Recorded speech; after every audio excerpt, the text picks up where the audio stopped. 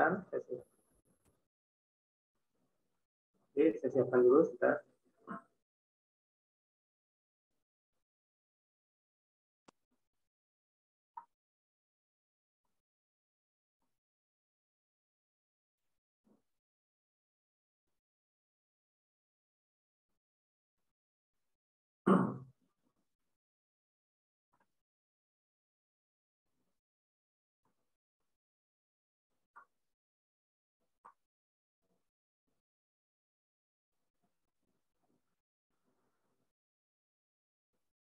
Ya, oke.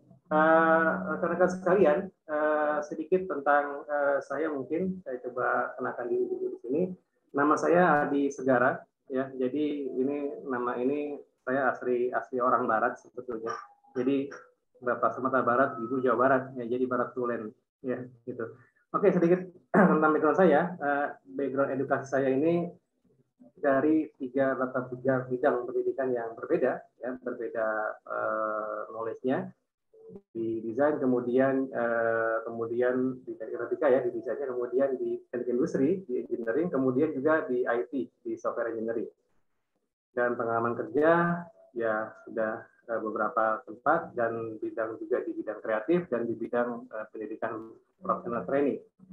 Kemudian untuk pengalaman training juga ini beraneka ragam, ya, baik dari pemerintahan dan swasta dan juga beberapa lembaga lainnya, baik di kementerian ya, atau di swasta, di industri, dan juga terkait dengan proyek-proyek yang berkaitan dengan di multimedia dan seputarnya. Dan juga saya diminta memberikan sharing di dunia pendidikan formal, yaitu di beberapa perguruan tinggi, di mana saat ini saya aktif di dua perguruan tinggi ini, diminta sebagai seharusnya di UNJ sebagai dosen praktisi.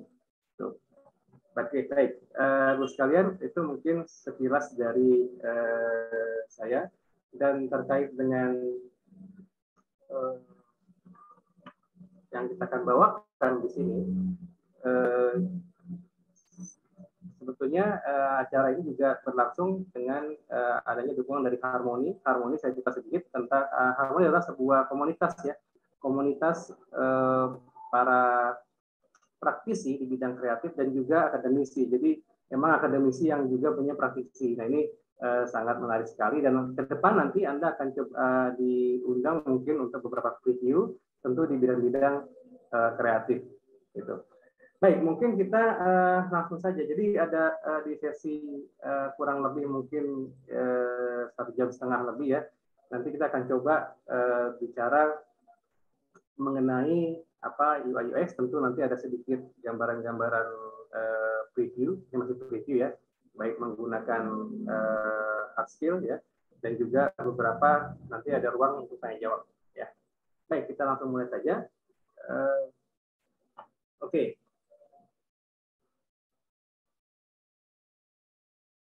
Baik, Bapak Ibu sekalian, ya, UI dan UX, ya, ini satu materi yang sebetulnya saya mau gambarkan dulu, ya, user interface dan user experience, ya. Ini memang sampai sekarang pun orang banyak mungkin masih belum paham apa itu UI UX sebenarnya, ya, dikaitkan dengan UI UX. Banyak dari sisi praktisi, teman-teman praktisi ya, desainer juga menanyakan sebetulnya sejauh mana sih lingkupnya si desainer, graphic designer ya, menjangkau UX design, atau sebaliknya di teman-teman di IT, sejauh mana sih IT ruang lingkupnya di dalam UI UX. Oke. Mungkin saya mau gambarkan begini dulu. Ini kita lihat, ini ada dashboard mobil ya. Dashboard mobil ini mungkin Anda bisa lihat. Kalau kita lihat di sini, ini dari mobil yang zaman dulu ya, masih analog gitu ya. Nah, Anda bayangkan ketika Anda berkendaraan mobil, ya, Anda melihat ada speedometer di sini, kemudian ada mungkin bensin, sudah habis atau belum, dan seterusnya. Kemudian kalau lampu sen kanan kiri segala macam itu menyala, indikatornya bagaimana. Nah, ini semua adalah sebetulnya ini juga bagian dari UX design, ya UX design tapi terhadap produk. Jadi produk itu hanya yang bentuk barang ya, yang kelihatan. Sedangkan ada juga yang bentuk jasa ya, seperti keuangan ya, seperti pelayanan ya yang sekarang berkembang lah ya, keuangan perbankan dan seterusnya. Jasa-jasa lainnya termasuk di pendidikan. Nah, kita lihat di sini, ini ada berbagai macam contoh perkembangan perubahan dari masa ke masa, tampilan daripada pengalaman orang berkendara, ya berkendara melihat dashboardnya, gitu. Dan yang pasti dashboard biasanya memang di depan setirnya ya, artinya tidak mungkin di atas kap mobilnya atau mungkin di samping jendela dan seterusnya, tapi tetap di depan. Itu yang ada aturan yang memang secara fungsi dapat dijangkau oleh indera manusia, termasuk indera penglihatan yang paling besar di sini berkaitan dengan UX design. Oke, dan kita juga masih lihat ini perkembangan remote TV ya. Remote TV ini dari yang mungkin di antara Anda masih banyak yang menggunakan ini juga ya. Sekian banyak tombol ya, ada angka dan seterusnya. Kemudian berkembang juga lagi ada yang lebih simpel seperti ini ya, atau mungkin juga dengan menggunakan HP ya, menggunakan handphone. Dan ya, ada yang seperti ini.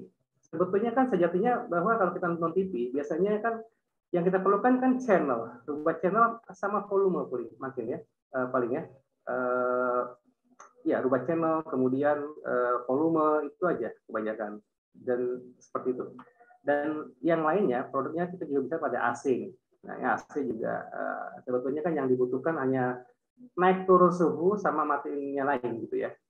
Nah, akhirnya berkembang juga dan akhirnya juga sampai dengan base teknologinya di HP ya, di multifungsi. Jadi kadang-kadang kalau udah pakai remote-nya rusak, hilang segala macam, kalau pakai HP ini bisa digunakan lagi. Nah, ini memicu orang untuk berkreasi bagaimana ya di HP ini bisa manfaat ya, menambah pengalaman orang menggunakan manfaat dari fungsi-fungsi teknologi.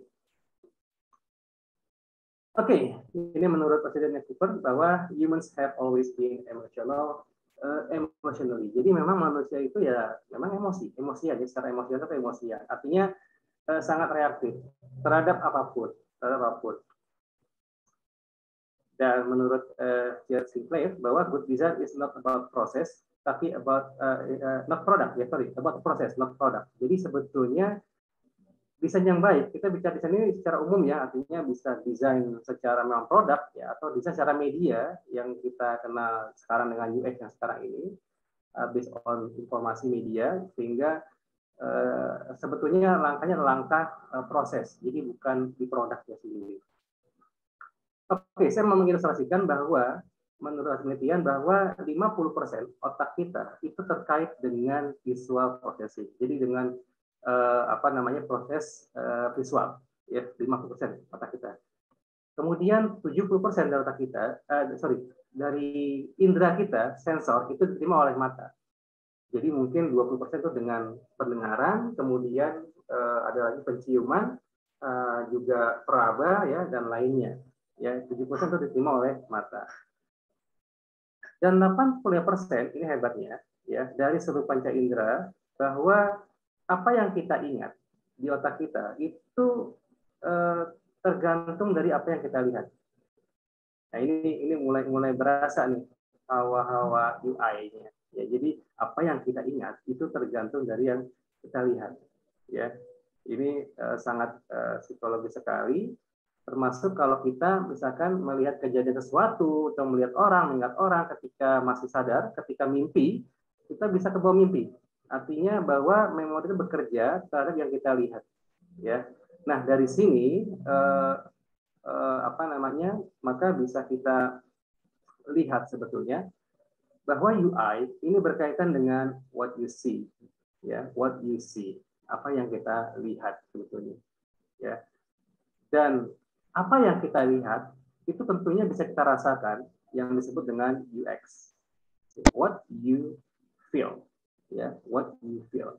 Nah, teknologi yang canggih sekarang ini, ya, katakan ada teknologi visual ya, computer vision mungkin dengan augmented reality gitu ya, atau dengan virtual reality atau yang lainnya, mungkin juga hologram yang masih prototype ya. itu belum bisa menjangkau indera lain seperti penciuman. Ya, teknologi kita baru sampai kepada visual mata, kemudian pendengaran telinga dan peraba touch, ya touch. Nah, sedangkan untuk penciuman ini belum. Anda bisa bayangkan nggak ketika misalkan ngelihat di HP gambar rendang gitu ya, rendang, kan nggak mungkin dicium, baunya rendang. Nah itu terus gimana dong supaya tahu itu enak air rendang gitu kan? Nah ini butuhlah kreatif memang untuk didesain. Bagaimana akhirnya orang memvisualkan, berhayal sebetulnya, kemudian hayalan itu di package atau dikemas dalam bentuk desain visual, akhirnya lainnya UI UX. So sebetulnya UI disebut UI ya UX disebut UI, tapi sebetulnya nanti kita akan lihat detailnya. Sebetulnya UI adalah bagian dari UX secara keseluruhan. Oke, baik kita akan lihat lagi. Next, oke, kita lihat complexity and perception-nya. Oke, di sini kita bisa lihat user experience ya.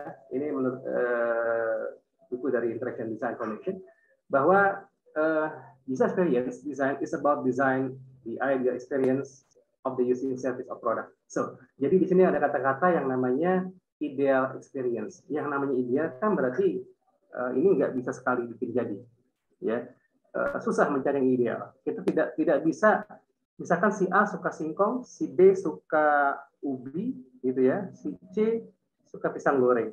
Nah ini mana yang ideal yang orang suka? Nah ini tentu berbeda ya, tentu sangat-sangat subjektif.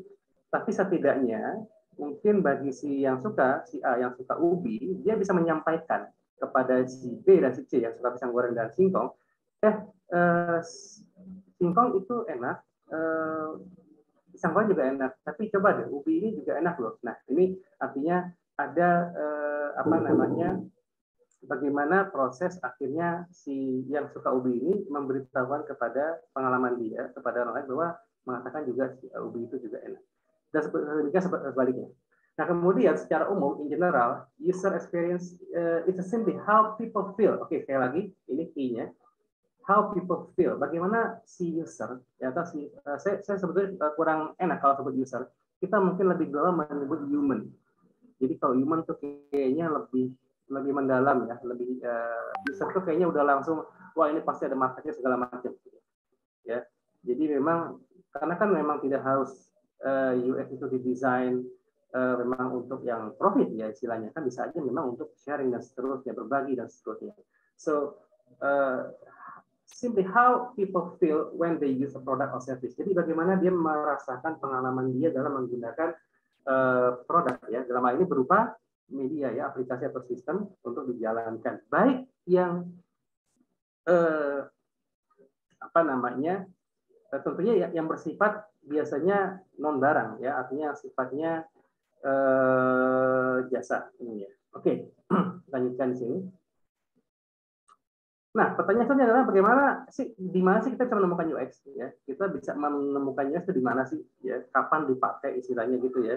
Apakah perlu atau enggak sih sebetulnya UX ini? Ya. Yang pertama adalah UX bisa ditemukan ketika sebuah proyek itu kompleks. Ya, too many features. Jadi banyak fitur. Fitur ini bisa disebutnya ya fitur ya, artinya asumsi. Asumsi karena ada kaidah begini. Sebuah sistem itu dibangun atas dasar asumsi. Ya, semakin kompleks asumsi yang dibangun, asumsi itu artinya fitur-fitur ya yang dibangun untuk mencapai sebuah tujuan kebutuhan, maka kemungkinan ada salah, error, missing itu akan lebih tinggi.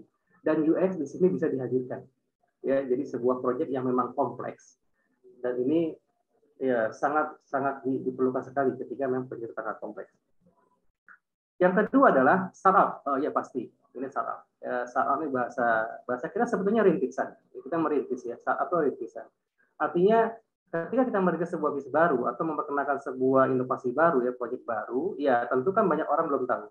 Ya, so bagaimana kemudian akhirnya how the user feel, even more the established complexity too. Jadi ya belum dimulai, tapi bagaimana orang tahu ya. Jadi ini ada nilai-nilai kayak brandingnya, segala macam itu harus diciptakan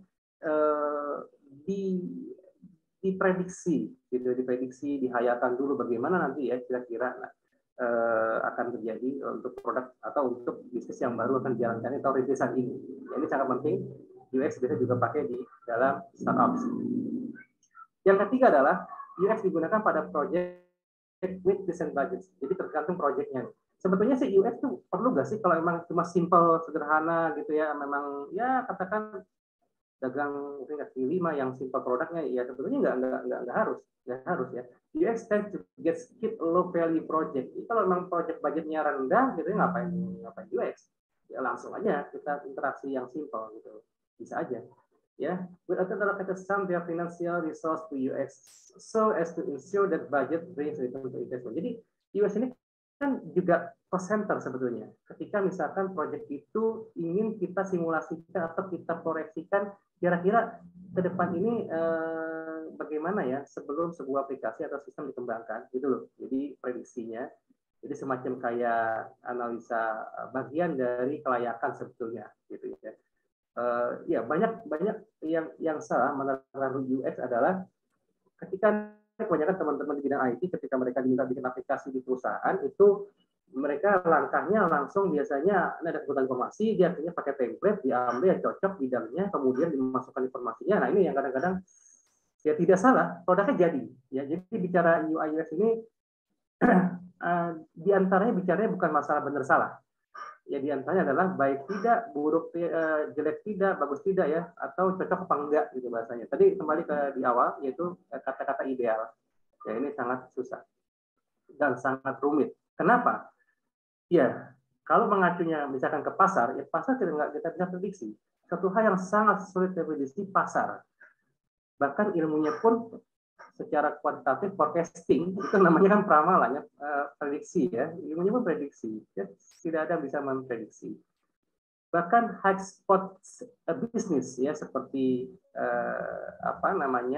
saham bursa efek segala macam yang memang high spot itu pun tidak bisa diprediksi ya, naik turunnya gitu. Nah jadi kalau ketika di sini saya mau jelaskan proyek dengan anggaran yang memang layak ya, layak desain budget ya, dengan layak. Kalau memang dibutuhkan untuk UX ada dananya, silakan.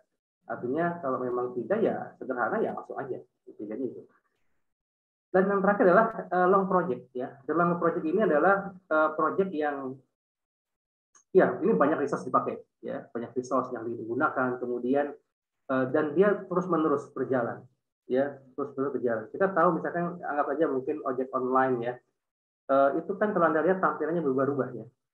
Ya ada berubah-ubah tuh dari awal didirikan kemudian berubah lagi sepertinya. Sosial media seperti Facebook itu berapa kali menghadapi perubahan termasuk di proses like-nya. Ya sedikit informasi, like Facebook yang sekarang itu sebelumnya itu sempat dirancang ya, didesain perubahannya sebanyak 500 jenis ya, dan itu akhirnya yang terakhir yang menjadi pilihannya cukup bagus. Nah itu juga ada langkah-langkah long project. Jadi project ini panjang dan berkesinambungan, ya kesinambungan. Oke itu kita melihat dari di mana UX design itu bisa ditemukan, ya.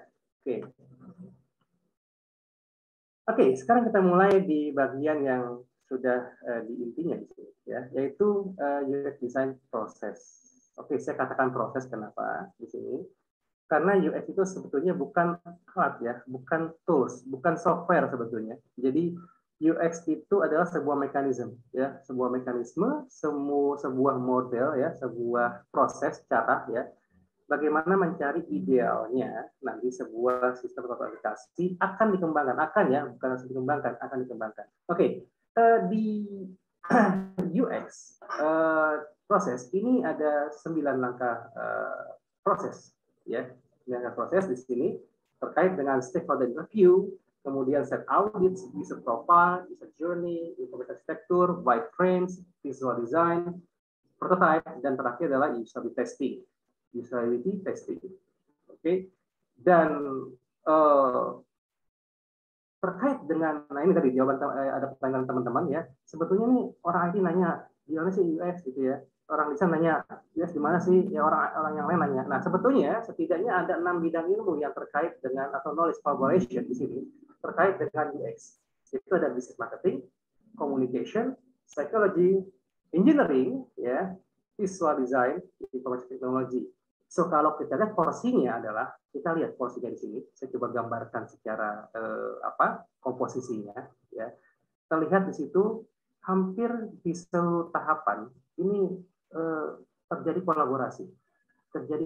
Dan ujungnya di dalam usability testing, karena nanti di sini gongnya, ya palu akhirnya, maka semua bidang ini akan digunakan. Ya, ternyata di sini kita lihat bahwa ada kata visual design. Oke. Dan disinilah nanti ada yang visual design-nya, berarti dia dimulai dari ada di wireframe, di visual design, prototype, dan user testing. Sedangkan untuk IT dia bisa dimulai daripada arsitektur, ya mungkin juga di site audit, bagaimana nanti menempatkan ini planningnya aplikasinya mau dibawa di mana nih? Apakah versi mobile ataukah dia web atau hybrid, ya dua-duanya seperti apa? Nah ini bisa bahkan dari audit dan tentunya nanti sampai dengan prototyping dan sampai akhirnya di sini. Oke. Baik, saya akan jelaskan, dan ini sangat penting, dan ini mudah-mudahan bisa menjawab kekhawatiran dari atau kebingungan sebagian orang, teman-teman, ini areanya di mana sih sebetulnya UI UX ini, gitu ya. Nanti akan ada mengambil porsi masing-masing, ya. Ya, secara garis besarnya bahwa di sini ada 4 langkah besar, mungkin seperti kita ingat ketika pembangunan sebuah sistem atau aplikasi, ya, ada yang namanya SDLC, ya, System Development Life Cycle. Ada analyze, design, implementation, dan documentation atau operation. Nah, di sini juga UX mempunyai empat proses besar, ya. Ada analyze, design, prototype, dan test.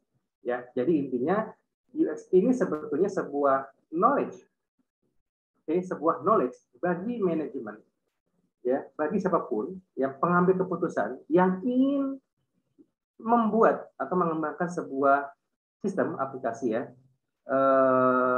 Dan nanti menjadi semacam acuan apakah layak atau tidak. Nah, jadi aslinya begitu digunakan, ya. Ini hanya untuk bahasanya kan beda. Kalau kita yang ada sekarang itu kebanyakan adalah langsung buat aplikasi, orang IT disuruh bikin, ya, padahal bukan orang desain dan sekarang ini disuruh bikin, akhirnya pakai template ditiban sana sini, akhirnya nggak bagus, akhirnya dirubah lagi desainnya segala macam. Nah ini menjadi salah kaprah akhirnya, dan akhirnya ya bisa jalan kalau memang cocok, ya cukup ideal, dan kalaupun bisa prosesnya lebih lama gitu. Nah, langkah ini, dan itu kan besar budgetnya karena sudah ada investasi perancangan dari segi implementasinya, ya, coding dan seterusnya, kemudian pengembangan software dan jaringan dan luas, tapi ketika dilihat hasilnya ternyata belum maksimal. Dan banyak memang di Google sendiri di Android apps itu mungkin hanya 10-15 aplikasi yang memang running well. Jadi yang sebagian besar adalah itu gagal, dan sebagian besar dari UX dan UI-nya. Ya, karena ketika bicara tujuan bisnisnya itu sudah oke, tapi di tengah jalan ketika bagaimana nanti digunakan oleh user atau human tadi itu jadi masalah. Kita sebagai contoh ngambil aja Windows 8 kalau nggak salah. Ya, Windows 8 itu paling kacau dari Windows yang lainnya. Sebentar, ya, karena begitu ekstrim dari sisi UX, ya, UI UX-nya. Karena mau mencoba pindah dari sistem desktop, ya, ke dalam bentuk mobile, ya, dengan menampilkan tampilan visual berupa kayak tablet gitu. Jadi ketika dijalankan orang malah bingung, belum biasa yang bisa pakai Windows 7 waktu itu yang cukup mumpuni, kemudian beralih langsung ke bentuk yang klik tap screen dan seterusnya. Ini sangat dan akhirnya ditutup sebentar aja dan dimunculkan yang 9. Ya, 9 udah mulai friendly, dimasukkan lagi kombinasi 7 dan versi 8-nya. Kombinasi. Dan versi 10 udah cukup mumpuni dan versi 11 dan seterusnya. Ya. Ini merupakan salah satu hal yang sangat penting ketika misalkan begitu penting UX, diantaranya untuk menekan biaya ketika nanti dikhawatirkan sistem ini nggak optimal penggunaannya. Seperti itu kira-kira. Jadi semacam kayak studi kelayakan secara besar, ya. Oke. Baik. Saya akan mulai mungkin dari tahapan yang pertama. Di tahapan adalah stakeholder interview. Oke. Stakeholder interview ini how to find the right business. Oke, ini bicaranya manajemen nih sebetulnya, ya manajemen, ya kemudian yang punya based on mau bikin apa gitu ya. Ini ada di sini, ya. Dan prosesnya biasanya dari kenapa, ya kenapa sih mau bikin ini gitu ya. Kenapa mau bikin aplikasi ini, ya. Kenapa ini perlu dibuat segala macam. Nah, akhirnya nanti berkaitan dengan apa? Dengan skill, experience, dan passion. So, passionnya di mana sih? So, kita mau main di mana nih? Kalau di istilah marketing itu biasanya ada, nah ini berarti masuk ke marketing ya. Ya, stakeholder ini masuk bisnis dan marketing. Dan komunikasi tentunya. Skill, experience, passionnya menjadi pilihan. Kalau di marketing itu ada dua konsep. Jadi menjual apa yang bisa dibuat atau membuat apa yang bisa dijual. Jadi saya ulangi lagi, menjual yang bisa dibuat atau membuat yang bisa dijual. Kedua-duanya memiliki lebih kurangnya. Ya. Nah, itu semua itu bisa dibangun dari sejauh mana ya skill, experience, dan passion. Jadi passion ini sebetulnya banyak orang salah kaprah tentang passion ya. Passion ini sebetulnya ya beda dengan hobi. Ya, contoh. Kalau misalkan passionnya ada orang, lu passionnya apa gitu ya? Oh, passion gua musik gitu ya, nyanyi gitu passionnya. Oh gitu. Apakah udah pernah bikin album? Belum. Nah, apakah udah bisa main alat musik itu? Atau mungkin ada ikut manggung atau konser apa gitu? Enggak juga, belum. Udah pernah rekaman apa lagi? Udah pernah ngajarin orang mungkin tentang musik atau nyanyi atau main apa gitu? Enggak juga. Nah, itu mah hobi jatuhnya. Berarti ke hobi. Nah, passion ketika yang Anda miliki dan dimiliki oleh setiap orang, ketika Anda punya sesuatu dan itu bisa di-share, bermanfaat juga bagi orang lain, tidak hanya Anda, ya, dan ada interaksi balik, ya, terhadap orang lain. Oke, dan akhirnya terbentuk identifikasi masalah atau kebutuhan. Oh, ternyata kita sekarang butuh ini nih, berdasarkan passion kita kayaknya butuh ini nih. Kita akan bikin misalkan warung gado-gado gitu ya, atau gado-gado online misalkan. Oh, kita identifikasi deh kebutuhan kita ya, apa yang dibutuhkan dan seterusnya. Setelah itu ya mulailah brainstorm solution ya. Jadi kita brainstorm ini bahasa kitanya mungkin rembukan ya, rembukan. Jadi kalau di dalam perusahaan itu biasanya brainstorm itu sebuah proses ya, antara mungkin level hierarki pimpinan tuh dihilangkan dulu. Jadi dihilangkan dulu, kemudian duduk bareng pimpinan sama karyawannya, sama semua level duduk bareng, semua mengeluarkan semua apapun kendala, masalah, unek-unek gitu ya, kemudian dibikin list. Nah, list itu nanti disusun prioritas masalahnya. Dan nanti di posisi kelima, di sini ada narrow down your option, jadi ada katakan dari 20 masalah, ada 4 yang besar atau 3 yang besar, ini kan dibicarakan, dan kemudian diidentifikasi riset target market kalau memang untuk dipasarkan. Ya, setelah diidentifikasi, kemudian ya test your idea. Nah, tesnya idea. Nah, tesnya ini baru nanti langkah selanjutnya. Ya, artinya untuk oke lah kalau gitu kita akan jalankan bisnis ini, gitu ya. Itu tes idea, kita perlu tes. Jadi nggak cuma sampai istilahnya nggak sampai berhenti di ide, ya, tapi ada action di sini. Oke, yang kedua, setelah nanti di set out, di interview apa namanya stakeholder atau yang orang yang akan membuat bisnis, maka yang kita set audit. Set audit ini berkaitan dengan how to determine the right brand, budget, platform, device, and system. Ya, jadi ada budget, sini ada brand, ini penting nih. Tadi bikin gado-gado apa namanya? Namanya apa ya? Kemudian modalnya ada nggak ya untuk bikin ini nanti? Kita pikirkan dulu. Dulu bagus-bagus nggak ada yang support atau investornya ya, atau yang memang modalnya ya susah juga ya. Kemudian nanti kira-kira ini kan karena akan dijalankan orang biar tahu ini platformnya apa. Kita mau main di web atau versi mobile atau di hybrid atau apa.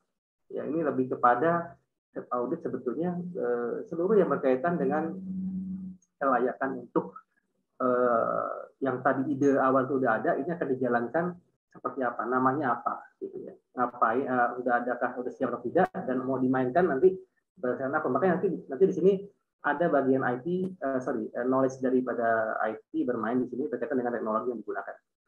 Oke, dan kemudian ya di user profile.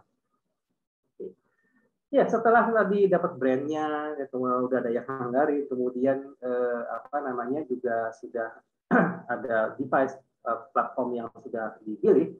Kemudian langkah selanjutnya adalah user profile. Nah, ini penting. Nah, ini kalau di graphic design atau di visual design ini disebutnya ya juga langkah bagaimana kita mencari target audience, target marketnya. Ya, jadi user profile ini lebih kepada how is the target market determined. Nah, bedanya kalau di UX itu nanti ada yang namanya personas. Ya, personas ini sebetulnya fiction karakter. Jadi kayak prediksi. Prediksi kira-kira nanti user atau human yang akan menggunakan produk aplikasi kita ini itu karakternya kayak apa sih behavior-nya. Nah, ketika bicara behavior, maka kita masuk knowledge-nya psychology di sini. Oke, psikologi dan juga ada marketing, ya, komunikasi. Ini masuk nih di sini, ya, bidangnya. Ya, which you create based upon your research to represent the different user type. Ingat ya, ada kata research di sini. So ini makanya nanti saya biasanya di dalam penelitian rencana ada tiga sebetulnya, ada tiga. Yang pertama adalah UX design yang sekarang ini ya, itu from visual, prototype, wireframing, visual, dan prototyping. Nanti sebetulnya ada juga yang namanya UX research, dan juga nanti ada review tentang usability testing. Ya, itu sendiri lagi tuh. Ya, mudah-mudahan nanti ada kesempatannya. Dan kenapa di research? Ya, ini orang kadang-kadang salah mengerti riset. Riset ini ditentukan di UX. Karena apa? Mencari yang ideal. Nah, kalau mencari yang ideal, dari kata riset, serkan cari. Re itu artinya lagi. Jadi cari lagi. Riset. Makanya nggak ada riset yang berhasil sebetulnya. Artinya yang harus selesai itu nggak ada. Dia akan terus-menerus riset lagi. Ya. Seiring berkembangnya aplikasi, dia akan nambah lagi. Kita dulu ingat Gojek ya, mungkin ya, dari mulai transportasi akhirnya sekarang sampai GoFood dan seterusnya, ini berkembang terus karena riset terus lagi bisnis ya, riset terus. Nah, di sini kita lihat bahwa riset to represent the different user types that might use your service, product, site, brand, dan semuanya. So, kita bagaimana memprediksi behavior dari user nanti kira-kira siapa ya? Biasanya jenisnya kalau di personas itu kita membuatnya sebetulnya bisa nggak cara yang bisa survei, ya survei. Ya, survei ini tentu anggaran juga besar ya, apalagi kalau banyak sekali, dan itu lebih mendekati sebetulnya lebih bisa. Tapi kalaupun tidak ada, kita gunakan personas. Personas ini bisa kita ambil dari survei juga. Misalkan di sini ada Mark, usia 22 tahun, demografiknya apa, kemudian behavior, identitasnya apa, dia hobi apa, dia suka apa sih segala macam yang diharapkan ya dari yang kira-kira akan menggunakan produknya nanti. Jadi kalau misalkan Anda mau bikin tadi aplikasi gado-gado gitu misalnya, gado-gado online gitu, tentu ya yang pertama dia suka makan pastinya, dan dia suka sayuran. Yang jelas mungkin sebagian besar bukan berarti yang suka daging suka gado-gado juga ya, maksudnya umumnya vegetarian. Nah, ini ciri khas orang vegetarian gimana sih karakternya gitu ya, umur berapa aja sih orang tuh kadang-kadang mulai tahu kayaknya mulai saya makan ini nih, nah, seterusnya ini dibahas di sini. Nah, lagi-lagi ini adalah langkah daripada user profile. Oke, user profile adalah personas, ya, fictional karakter, di mana kita bisa membangun kira-kira prediksi karakter yang seperti apa yang nanti akan kita gunakan. Ya, arti kata lainnya adalah how to target market determine. Bagaimana target market ditentukan. Oke, baik. Itu dari langkah apa namanya user profile. Nah, dari user profile nanti akan beranjak ke proses berikutnya, ya, yaitu user journey. Oke, perjalanan orang atau user atau human di dalam mengarungi aplikasi yang digunakan, ya. Dan inilah dimulai langkah experience sebetulnya. Oke, makanya disebutkan di sini adalah how to show your user happy pets. Happy pets. Jadi ada langkah yang dia senangi. Do the side of system. Ya, show different stage and scenarios of interaction. Pasti kita pasti beda different stage-nya, juga interaksi beda, skenario beda, ya beda. it's not too specific in terms functionality or interaction patterns. So ada memang pola-pola dari interaksi yang sangat yang harus diharapkan. Contoh yang paling gampang, kita mungkin ada ketika kita mau, misalkan hari ini kendaraan kita lagi mogok atau mungkin di bengkel, kemudian kita menggunakan apa namanya online, ya kendaraan online, baik mobil atau motor di sini. Mahasiswa misalkan malas bawa motor, saya main online. Nah, Anda bayangkan ketika dia mulai memesan online, ojek online, yang dia lakukan apa? Pertama pasti nyari HP-nya dulu. Oke.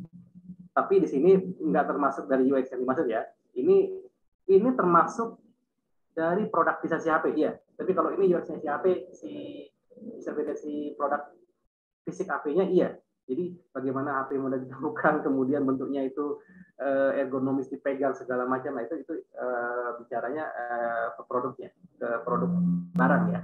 Oke, tapi kalau ketika Anda lihat mulai dari saya coba apa namanya masih tadi ya mau ngambil HP, habis ngambil HP, oke, saya ngapain nih? Dia buka password. Ya, buka password. Akhirnya buka aplikasinya kan. Oke, ketika buka aplikasinya, biasanya kalau ojek online tuh kita buka aplikasi, terus gimana tuh?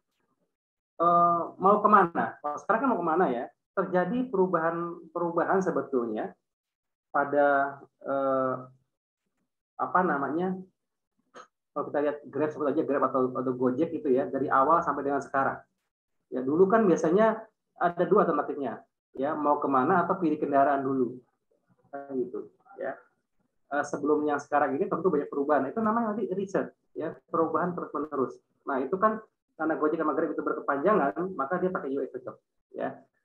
Bahkan sekarang ketika Anda mau bayar pun ketika baru buka aplikasinya sudah ada iklan apa, GoPay atau yang bayar dulu, artinya tawar-tawaran landing page-nya supaya bisa memang tujuan dari fintech ya, karena Gojek sama Grab itu juga seperti teknologi ya, finansial teknologi. Ya Gojek itu salah satu mungkin 5 besar lembaga keuangan non bank, jadi sangat berhasil sebetulnya. Oke, kembali ke Mas tadi. Mas ini tadi dia ingin naik Grab katakan. Dia buka HP-nya, dia buka Grab, langsung mau kemana? Dia langsung pilih kendaraan. Habis itu dimasukkan alamatnya di sini. Nanti setelah itu ke sini. Langsung kelihatan harganya berapa. Apakah dia mau versi yang A, B, dan C, terusnya dia jalan, dan kemudian datang drivernya, dan kemudian dia langsung jalan, sampai selesai, dia bayar, mungkin kasih komentar, dan seterusnya selesai. Nah, dari mulai dia membuka aplikasi Grab tadi, sampai dia tutup, sampai dia bayar tutup ya aplikasinya, mungkin ngasih feedback segala macam, maka itulah yang disebut dengan user journey. Oke. Jadi selagi dia belum selesai, maka proses itu masih jalan.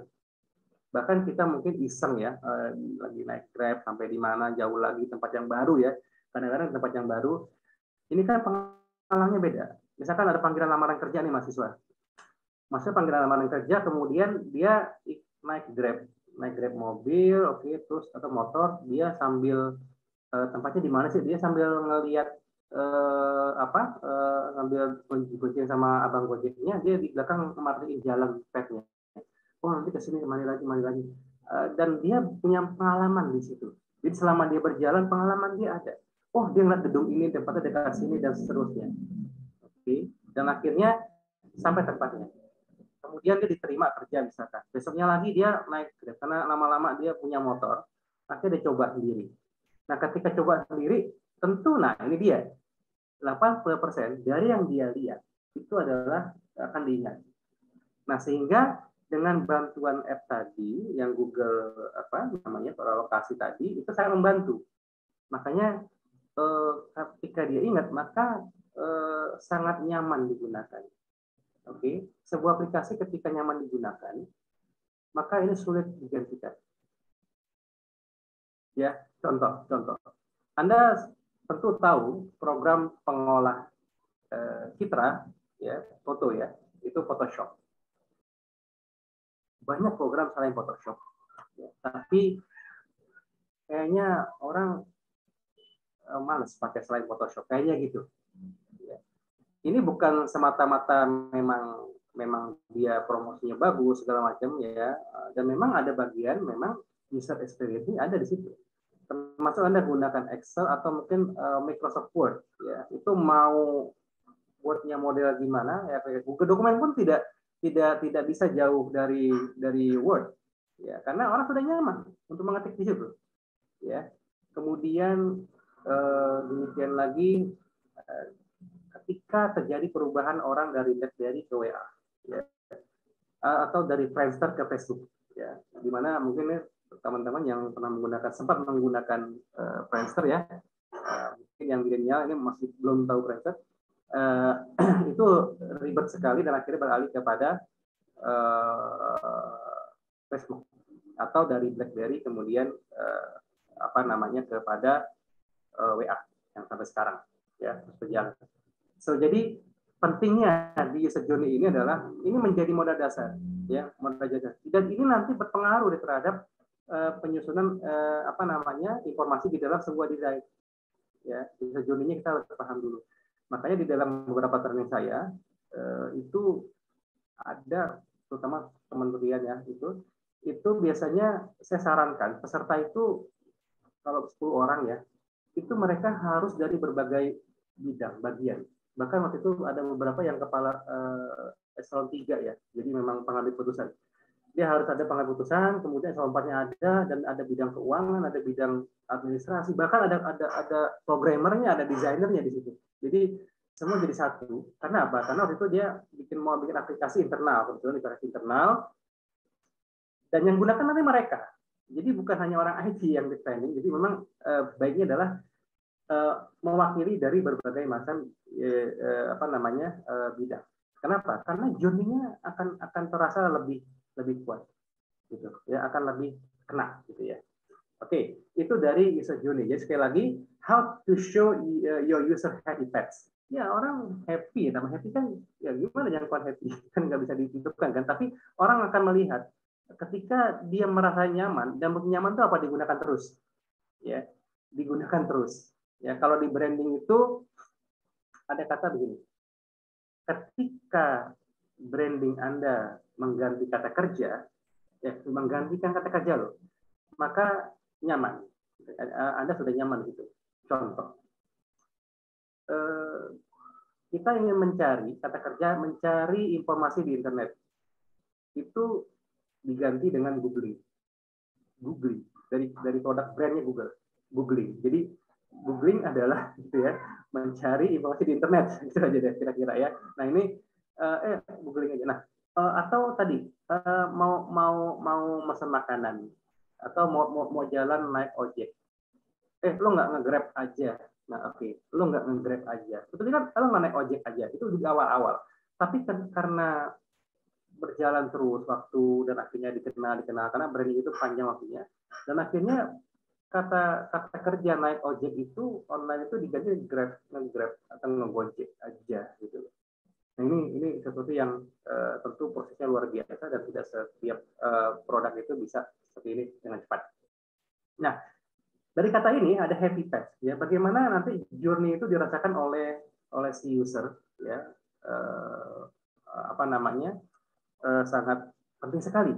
Bahkan kalau saya bandingkan, saya pernah menganalisa bahwa contohnya ya, kalau makanan misalkan ya, ada GrabFood, ada GoFood segala macam, itu beberapa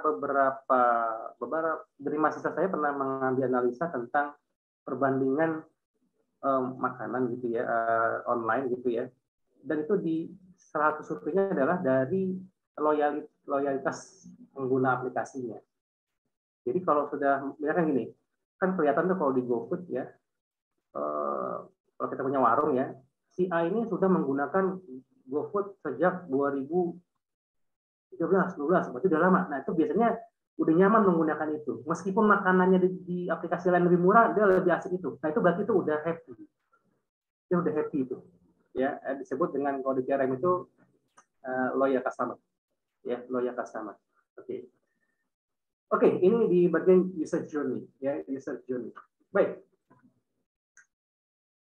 Nah, ini langkah yang mulai biasanya kalau saya memberikan training, ini desainer dimulai dari sini juga.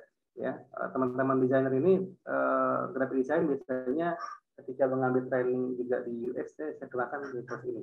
Ini orang IT juga pasti tahu. Ya, ini memang ranahnya ranah IT, engineering di sini. Ya, ada produktivitas, ada psikologi, komunikasi. Ya, information architecture adalah how to connect people. Ya, saya ulangi lagi, how to connect people atau humans ya to the content they are looking for. So bagaimana kita mengkoneksikan? So tugasnya adalah bagaimana mengkoneksikan ya orang ya kepada konten yang dia cari. Jadi kita harus membaca orang lain ini orang ini sebetulnya mau ngapain sih gitu loh. Ya, kalau tadi kita membahas masalah ingin membuka brand kita apa tadi gado-gado ya bilangnya. Kenapa orang ini pengen cari gado-gado gitu loh maksudnya? Apa dia memang orang Betawi atau suka gado-gado atau dia begonya apa segala macam atau dia apa itu bisa dicari. Dan karena nanti yang akan masuk ke dalam sebuah aplikasi adalah informasi, gitu ya, maka informasi ini harus dibangun, harus dibangun. Kita tahu bahwa informasi itu diambil dari data. Oke, jadi data adalah kumpulan informasi. Data sendiri diambil dari fakta. Oke, data pada dasarnya sama. Oke, saya ulangi, data ini teman-teman IT ya atau mungkin mahasiswa yang kuliah IT saya nggak paham mungkin. Data itu sama. Ya, data itu sering disebut juga entitas tanpa makna. Tanpa makna. Data itu sama. Contoh, 170 cm itu data, oke? Kalau di Excel itu kelihatan namanya fill ya, kolom dan row itu ada fill. Misalkan ada tulisan 175 cm, itu data. Data itu apa artinya? Kan nggak ada artinya. Artinya gini, artinya bisa banyak, bisa tinggi badan, ya, bisa panjang meja, oke, bisa panjang tali, bisa jarak antar dua benda, ya, bisa tinggi apapun, ya, atau ya bisa apapun, 173 cm, atau misalkan 3 liter, ya 3 liter itu apa? Air, minyak, ya, atau yang lainnya, ya. Nah kemudian data ini agar memiliki makna, kemudian dijadikan informasi, oke, dijadikan informasi. Jadi kalau udah informasi, akhirnya apa? Tadi 173 misalkan informasi tinggi badan. Nah, jelas tuh. Ya. Informasi tinggi badan standar masuk TNI, misalkan. Ya, sekarang isunya katanya mulai turun ya. Nah, ini berarti jadi informasi. Oke. Nah, informasi ini berbeda, ya. Jadi data itu sama, ya. Informasi itu berbeda. Informasi berbeda. Nah, setelah ke informasi, sebelum sebagai bahan pengambilan keputusan, maka ada knowledge. Nah, knowledge inilah yang dibutuhkan kreativitas dan imajinasi agar informasi itu dapat dipahami dengan mudah oleh pengambil keputusan. Oke, saya ulangi lagi bahwa data itu sama, informasi berbeda, kreativitas dan imajinasi dibutuhkan untuk meningkatkan pemahaman knowledge seseorang, pengetahuan seseorang untuk mengambil keputusan. Ini berlaku umum. UX itu knowledge. Knowledge untuk mengambil keputusan untuk menentukan apakah sebuah aplikasi atau sistem ini layak akan dibangun. Oke. Dari informasi apa? Ya banyak informasi tadi. Ya, informasinya yang 9 ini tadi ya. Dari audit, user profile, infrastruktur, wireframe, seterusnya. Dan akhirnya di testing, ya di tes. Oke, baik. Berkaitan karena informasi itu berbeda, ya karena tergantung daripada asumsi. Jadi informasi tergantung dari berbeda karena asumsinya berbeda. Maka data diolah berbeda, ya gitu. Nah, jenis-jenis daripada apa saja sih yang bisa dihasilkan oleh informasi arsitektur ya, sebuah proses ya, untuk membangun informasi itu ada 4 bagian, 4 kategori. Yang pertama adalah klasifikasi dan hierarki. Jadi sebuah informasi itu bisa diarsitekturi ya untuk menjadi klasifikasi dan hierarki, ya, sebuah level ya, sebuah pola level atau pembagian ya. Dan yang kedua, kita bisa juga menciptakan label atau tagging. Ya, ini kalau di apa namanya, ya label. Bahkan bisa membuat moto, slogan, ya, untuk apa namanya terkait dengan branding gitu. Ya bisa juga. Selanjutnya, informasi itu juga bisa menjadi navigation and wayfinding. Ini gampangnya kalau di dalam website itu menu lah, jadi menunya, navigasinya. Jadi bisa membuat menu, ya. Tadi garu-garu itu menunya apa aja sih sebetulnya sih gitu. Kalau bikin bisnis ini menunya apa aja ya? Nah, ini kadang-kadang kan bingung. Nah, teman-teman di IT itu biasanya ketika pakai template, karena template itu kan ya cocok kalau enggak kan kadang-kadang ada yang dihilangkan ya akhirnya ini menjadi rumit, menjadi sangat sangat susah sendiri, apalagi bagi orang IT sendiri yang memang proses bisnisnya mungkin belum paham, ya proses bisnisnya belum paham. Nah, jadi diminta bikin aja pokoknya bagus ya, kita nggak tahu bagusnya seperti apa gitu. Ini kadang-kadang aplikasi akhirnya banyak terjadi kesalahan pembuatan ya. Menarik belum tentu manfaatnya dapat, tapi setidaknya bisa menjadi orang untuk melihat dulu ya. Sebaliknya secara fungsi oke, tapi secara tampilan atau secara UI UX-nya mungkin nggak greget, nggak eye catching bahasanya. Ini juga menurunkan behavior, artinya menurunkan experience orang untuk melihat. Ya, kita tahu dulu Friendster, ya itu sangat bagus juga ketika muncul, luar biasa ya mengkoneksikan, tapi karena agak berantakan ya dibangun oleh akhirnya Zuckerberg membuat pola yang simple, dan Zuckerberg itu mencari label and tagging-nya dengan kata-kata yang luar biasa, yaitu what's on your mind. Saya yakin dia mencari dengan struktur informasi, dia olah, ternyata memang yang dibutuhkan orang ya, ini kan zaman luar biasa ya. Ada tiga penemuan besar di peradaban manusia. Pertama, ditemukannya api sebagai sumber energi dan sekarang sampai masih digunakan. Yang kedua, ditemukannya roda sehingga bisa memutar apapun, termasuk pesawat, jam tangan, itu semua masih menggunakan roda sehingga berputar. Dan ketiga adalah evolusinya adalah informasi, IT. Sesuatu yang dulu mungkin hanya bisa dilakukan oleh dukun. Dukun nih, misalkan saya pengen tahu Pak di sana dia lagi ngapain, mikirin apa gitu segala macam, ya dulu tinggal ambil baskom gitu ya, disebur ke orangnya, kemudian oh ini. Nah sekarang juga ada dukun, yaitu para duduk tekun di depan Google gitu ya, jadi dukun juga kan, atau di depan Facebook.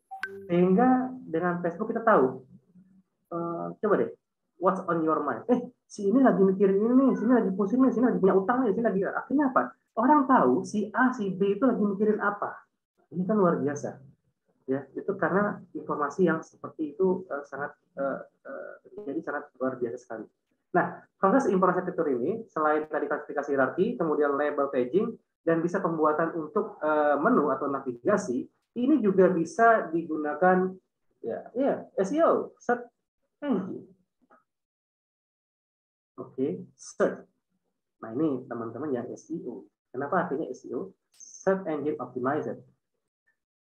Googling satu langkah lebih maju di dalam proses pencarian. Dengan kemampuan retrieval-nya, dia bisa mengidentifikasi. Misalkan gini, Anda cari di Googling nasi, Anda ketik nasi.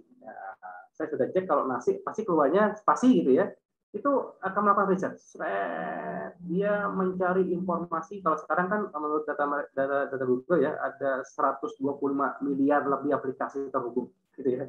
Bayangin 125 miliar aplikasi sistem yang terhubung di Google Search. Dia cari itu langsung nasi spasi keluar apa? Goreng yang pertama.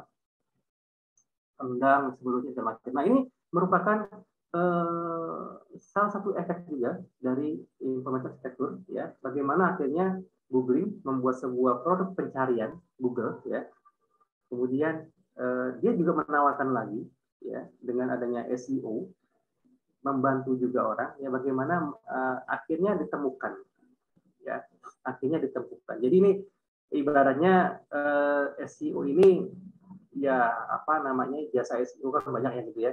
Itu kalau kita tersesat di hutan, itu banyak yang nawarin banyak gitu. Istilahnya, Anda tersesat ya, Anda mau di mana, Anda berbentuk kemana ya, ini bisa dibantu. Nah, dengan bantuan informasi ini, maka kita bisa menemukan apa yang sebetulnya tadi langkah sebelumnya, tadi apa, di sejourney tadi, pet-nya, ya, agar pet-nya happy. Jadi langkah dari A, B, C, D-nya jelas. Ya, tadi saya lihat kapan ketika dia ada dua, nanti mungkin detailnya akan lebih jelas. Ketika misalkan ada user journey, turunannya itu user flow. User flow-nya lebih detail daripada journey. Ya, user journey ini langkah besarnya aja. Ya tadi mau kemana, pilih kendaraan, kemudian dapat driver, kemudian dia lihat harganya, bayar, selesai. Ya, itu user journey. Nah, tapi user flow itu di bawahnya atau turunannya di journey. Pilihannya seperti gini. Informasi chatting sama driver, ya. Kemudian mau lihat pilihan kendaraan segala macamnya, atau apa namanya, ada diskon apapun. Nah, itu lebih kepada user flow. Jadi langkah kecil, ya, lebih dalam lagi. Tapi langkah besarnya disebut dengan journey. Nah, journey ini itu perlu informasi untuk diolah sehingga nanti nggak ngawur, ya. Sehingga pentingnya di sini adalah nanti bisa dibagi klasifikasi, hierarki, kemudian label and staging, dan juga wayfinding untuk membuatkan navigasi menu dan untuk proses pencarian. Oke, itu informasi arsitektur. Itu. Ya, mohon maaf sekalian.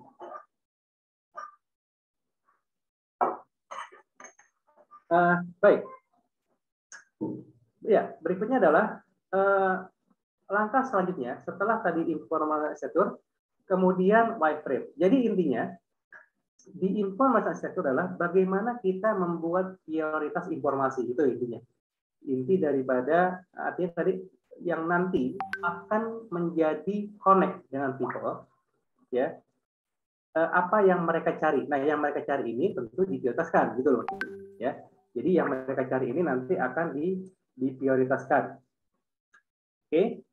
Nah, setelah nanti diprioritaskan informasinya, katakan tadi ada berapa prioritas ya, 3, 4, 5. Nah, selanjutnya adalah masuk langkah wireframes. Nah, ini yang menjadi juga dilema juga di beberapa teman. Dan sebetulnya ini sudah dilakukan oleh kawan-kawan di graphic design. Ya, mereka lebih kenal ini namanya sketch. Jadi kalau mereka itu ingin membuat sebuah katakan campaign untuk membuat poster atau brosur segala macam, itu biasanya mereka melakukan riset dulu, ya, kebutuhan pelanggan segala macam, SWOT segala macam, kemudian membuat proses lain-lainnya, dan mereka membuat sketch ya. Nah, dari sketch ini nanti akan lahir acuan untuk ke desain, ke visual, ya. Oke, bisa dikatakan bahwa wireframes itu adalah how to show the proposed layout. Layout, ya. Content, ada kata key-nya layout. Berarti ada susunan di sini. Content classification, visual hierarchy, navigation, and interaction flow. Wah, ini penting sekali. Penting sekali. Nah, langkah ini penting dilakukan ketika sebelum membuat visual design yang kita kenal tadi dengan UI-nya. Jadi kalau di sini saya katakan bahwa UI is part of UX sebetulnya secara lebih besar, ya, part of UX. So how to showing the purpose layout, content classification, ya, classification content, hierarchy, navigation, and interaction. Tapi dalam bentuk layout, ya, yang tadi diprioritaskan di informasi sektor, kemudian dibuat layoutnya. Nah, di sini nanti akan dibahas is the quicker and cheaper review and aim the structure of the key page in the wireframe format. Ya, pasti lebih murah karena sketsa. Jadi kalau kita bikin movie itu ada namanya storyboard. Ya, storyboard itu dibutuhkan Ya kan nggak mungkin kita syuting dulu, nanti kalau salah filmnya diganti yang ini, ulangnya nggak begini kan, wah itu besar sekali antara ini cukup di dalam storyboardnya. Kalau mau dirubah ya storyboardnya. Gitu. Nah, begitu pun sebelum kita buat aplikasi, bahkan sebelum buat desainnya, itu sketsanya dulu. Bahasanya di sini wireframe. Tapi wireframe di sini adalah bagaimana kita apa namanya, bagaimana kita melihat, membaca prioritas informasi yang ada pada sebuah informasi yang akan dibikin, ya. Often used to complete the user-centered design process. Ada user-centered design. Wireframe are also used at the beginning of design process. Kan sama kan, artinya langkah awal sketsa kalau di desain. Ya, pasti kan sekadar sketsa. Nah, ini langkahnya, tapi dasarnya dari mana? Oke, trigger dari mana? Ini nggak mungkin didapat kalau nggak dari informasi catur. Ya, nggak mungkin dapat dari informasi catur. Informasi catur itu tidak mungkin didapat dari tadi user journey, proses bisnisnya, ya, model bisnisnya, prosesnya. Nah, sehingga di wireframe ini, ya, nanti akan ada knowledge juga yang digunakan, yaitu adalah pattern theory, ya, using pattern theory for layout. Ini nggak sembarangan, ya. Bagaimana akhirnya Google Search itu hanya memunculkan informasi search di tengah-tengah cari. Ya, kenapa nggak dimasukin menu yang lain? Ya karena memang fungsinya itu mencari. Oke. Atau misalkan ketika kita lihat misalkan Tokopedia atau Bukalapak atau yang lainnya itu, kenapa mencari itu menjadi utama? Berarti prioritasnya adalah mencari kategori mungkin ya, setelah itu mungkin yang lainnya. Kan orang ada yang mencari, langsung cari atau pilih kategori. Banyak kan mencari. Nah, berarti mencari itu menjadi informasi yang sangat prioritas. Disusun di tempat yang sangat-sangat prioritas untuk dilihat. Nah, bagaimana menyusun prioritas informasi itu ke tempat yang dilihat, maka nanti kita gunakan pattern theory. Itu ada 3 tuh ya. Oke, kita lanjutkan. Ini dia. Web pattern theory ini web ini teorinya, tapi bisa digunakan juga untuk aplikasi lain, mobile ataupun yang lain. Oke, setidaknya ada 3 jenis yang umum ya, model daripada pattern theory. Jadi sekali lagi, pattern theory ini adalah sebuah teori tentang pola bagaimana prioritas informasi diterapkan ke dalam sebuah desain nantinya. Oke, baik.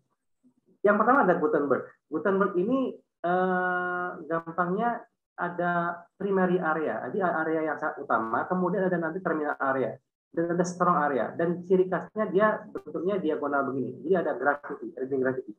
Oke, Bapak Ibu sekalian, teman-teman semua, orang sebelum membaca, orang tuh sebetulnya sebelum baca tuh scanning dulu, scanning tuh artinya visual tuh akan melihat ini apa sih gitu, sebelum dia membaca. Sebelum dia melihat sebuah tampilan, sebelum Anda buka, katakan tadi Anda buka aplikasi misalkan ya, simple deh. Oke, ini Anda misalkan buka WhatsApp ya. Oke, Anda nggak langsung lihat siapa yang paling atas sebetulnya, tapi Anda lihat dulu seberapa banyak notifikasi, ya. Kemudian akhirnya ke pojok kiri atas ke profile. Ya, setelah itu nanti mungkin dia akan lihat yang lainnya kalau emang dia lagi nggak ada yang baru. Nah ini experience lain lagi. Nah dalam kasus ini Gutenberg ini lebih kepada reading gravity-nya. Oke, mungkin saya coba sedikit sekalian nanti saya lanjut. Oke, saya coba izin dulu sebentar.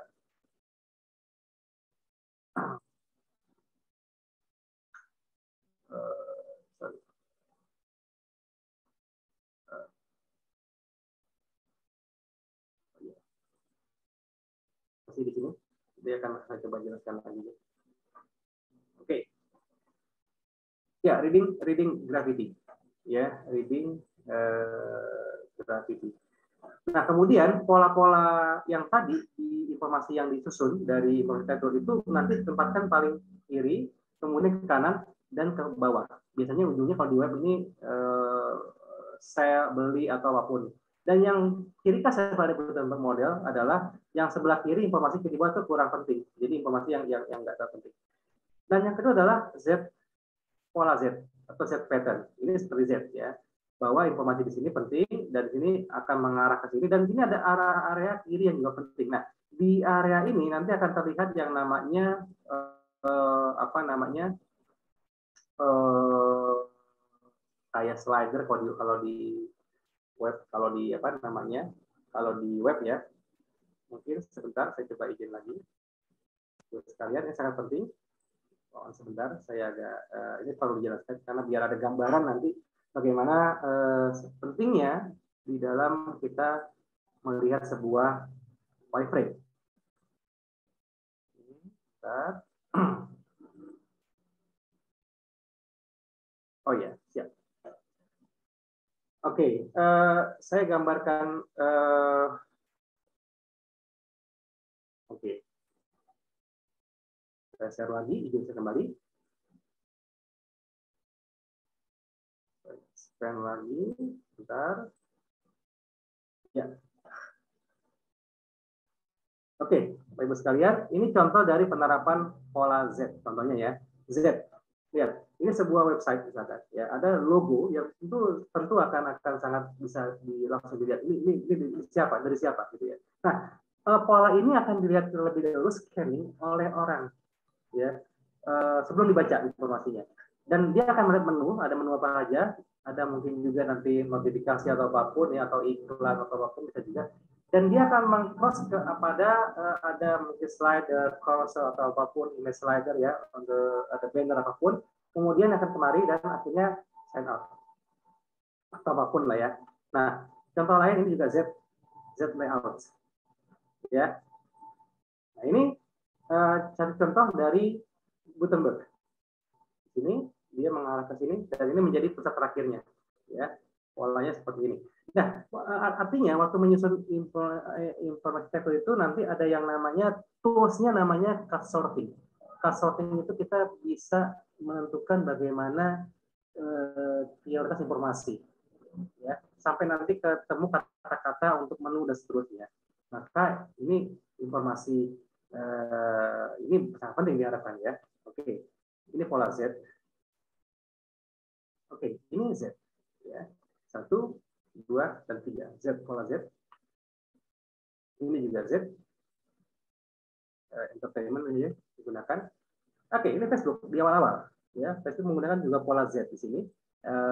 Salah satu keberhasilan mungkin Facebook ya menggeser Friendster juga adalah UX UI-nya dia. Ya, orang ketika buka, oh ini benar Facebook, kemudian dia ngisi gitu kan, selalu ngisi di sini kan.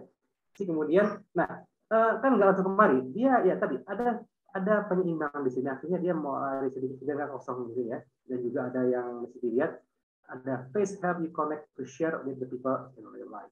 Kemudian dia kemari, ya ini pola Z, ini juga Z, informasi ini web berita juga Z polanya, ini Z, ya. Nah bahkan dalam bentuk ya, poster, jadi Z seperti ini, ya. Ada pusat perhatian di sini orang ini begini, tapi di sini dibuat lebih kontras ya, mungkin warnanya kuning ke hitam, kemudian ke sini dan akhirnya ke sini ya, ada pola-pola yang memang dibuat seperti itu, diarahkan. Nah kemudian yang kedua adalah ada F layout. Oke, F layout ini berbeda dengan Z dan Gutenberg. F layout ini itu informasi yang disusun itu biasanya parsial, artinya dia tidak menyambung secara keseluruhan ya informasinya. Dan biasa ciri khasnya itu ditandai dengan elemen garis ya. Jadi sekali selesai, kiri kanan selesai dan selesai gitu. Ini juga F ya, pola F ya, Bukalapak dan seterusnya kebanyakan F ya, karena user diarahkan kepada sekali melihat, dan karena informasi parsial, ini informasi ini nggak nyambung ya, artinya dia nggak harus, bisa aja datang dari ini saja dan seterusnya, tapi nggak harus kemari dan Z seperti pola Z tadi ya. Oke, ini F. Oke, dan kita kembali ke yang tadi ke pola ini. Ini kita di langkah ke-6, ini pola Z ya, pola Z dan pola F ya. Dan biasa sekali lagi untuk pola F itu memang dibuat parsial, ya, parsial. Informasi yang sifatnya selesai, kiri kanan selesai, ya. Oh ya, satu lagi ada pola yang namanya pola turunan dari Z, yaitu zigzag. Zigzag ini polanya kiri kanan dan ini cocok sekali ketika informasi dia continuous, atau yang satu lagi adalah golden triangle namanya, mengunci seperti ini. WA, WhatsApp gitu ya, sosial media itu menggunakan pola-pola ini ya untuk menentukan karena informasinya dia ketika lihat kiri profile ada notifikasi selesai, yang lainnya itu parsial juga tapi dalam bentuk yang golden triangle, satu di sini lihat sini dan selesai ke atas lagi, udah dia sama yang lainnya bisa ya. Oke. Ya, dan sampai kita pada bagian di visual design. So visual design ini ya ini yang teman-teman desain ini sangat paham sekali. Dan orang kebanyakan ya kalau UI di sinilah mulai terasanya ya, mulai terasanya di sini. Saya kadang-kadang bingung juga di internet ada UI, PS, UX gitu ya, padahal mereka ini enggak berantem gitu ya. Nah, jadi satu bagian ya disebut UI ya UI, disebut UI ya UX ya UI gitu ya. Nah, di sini Anda lihat ada proses-proses yang di bagian visual design disebutnya adalah how to design screen layout.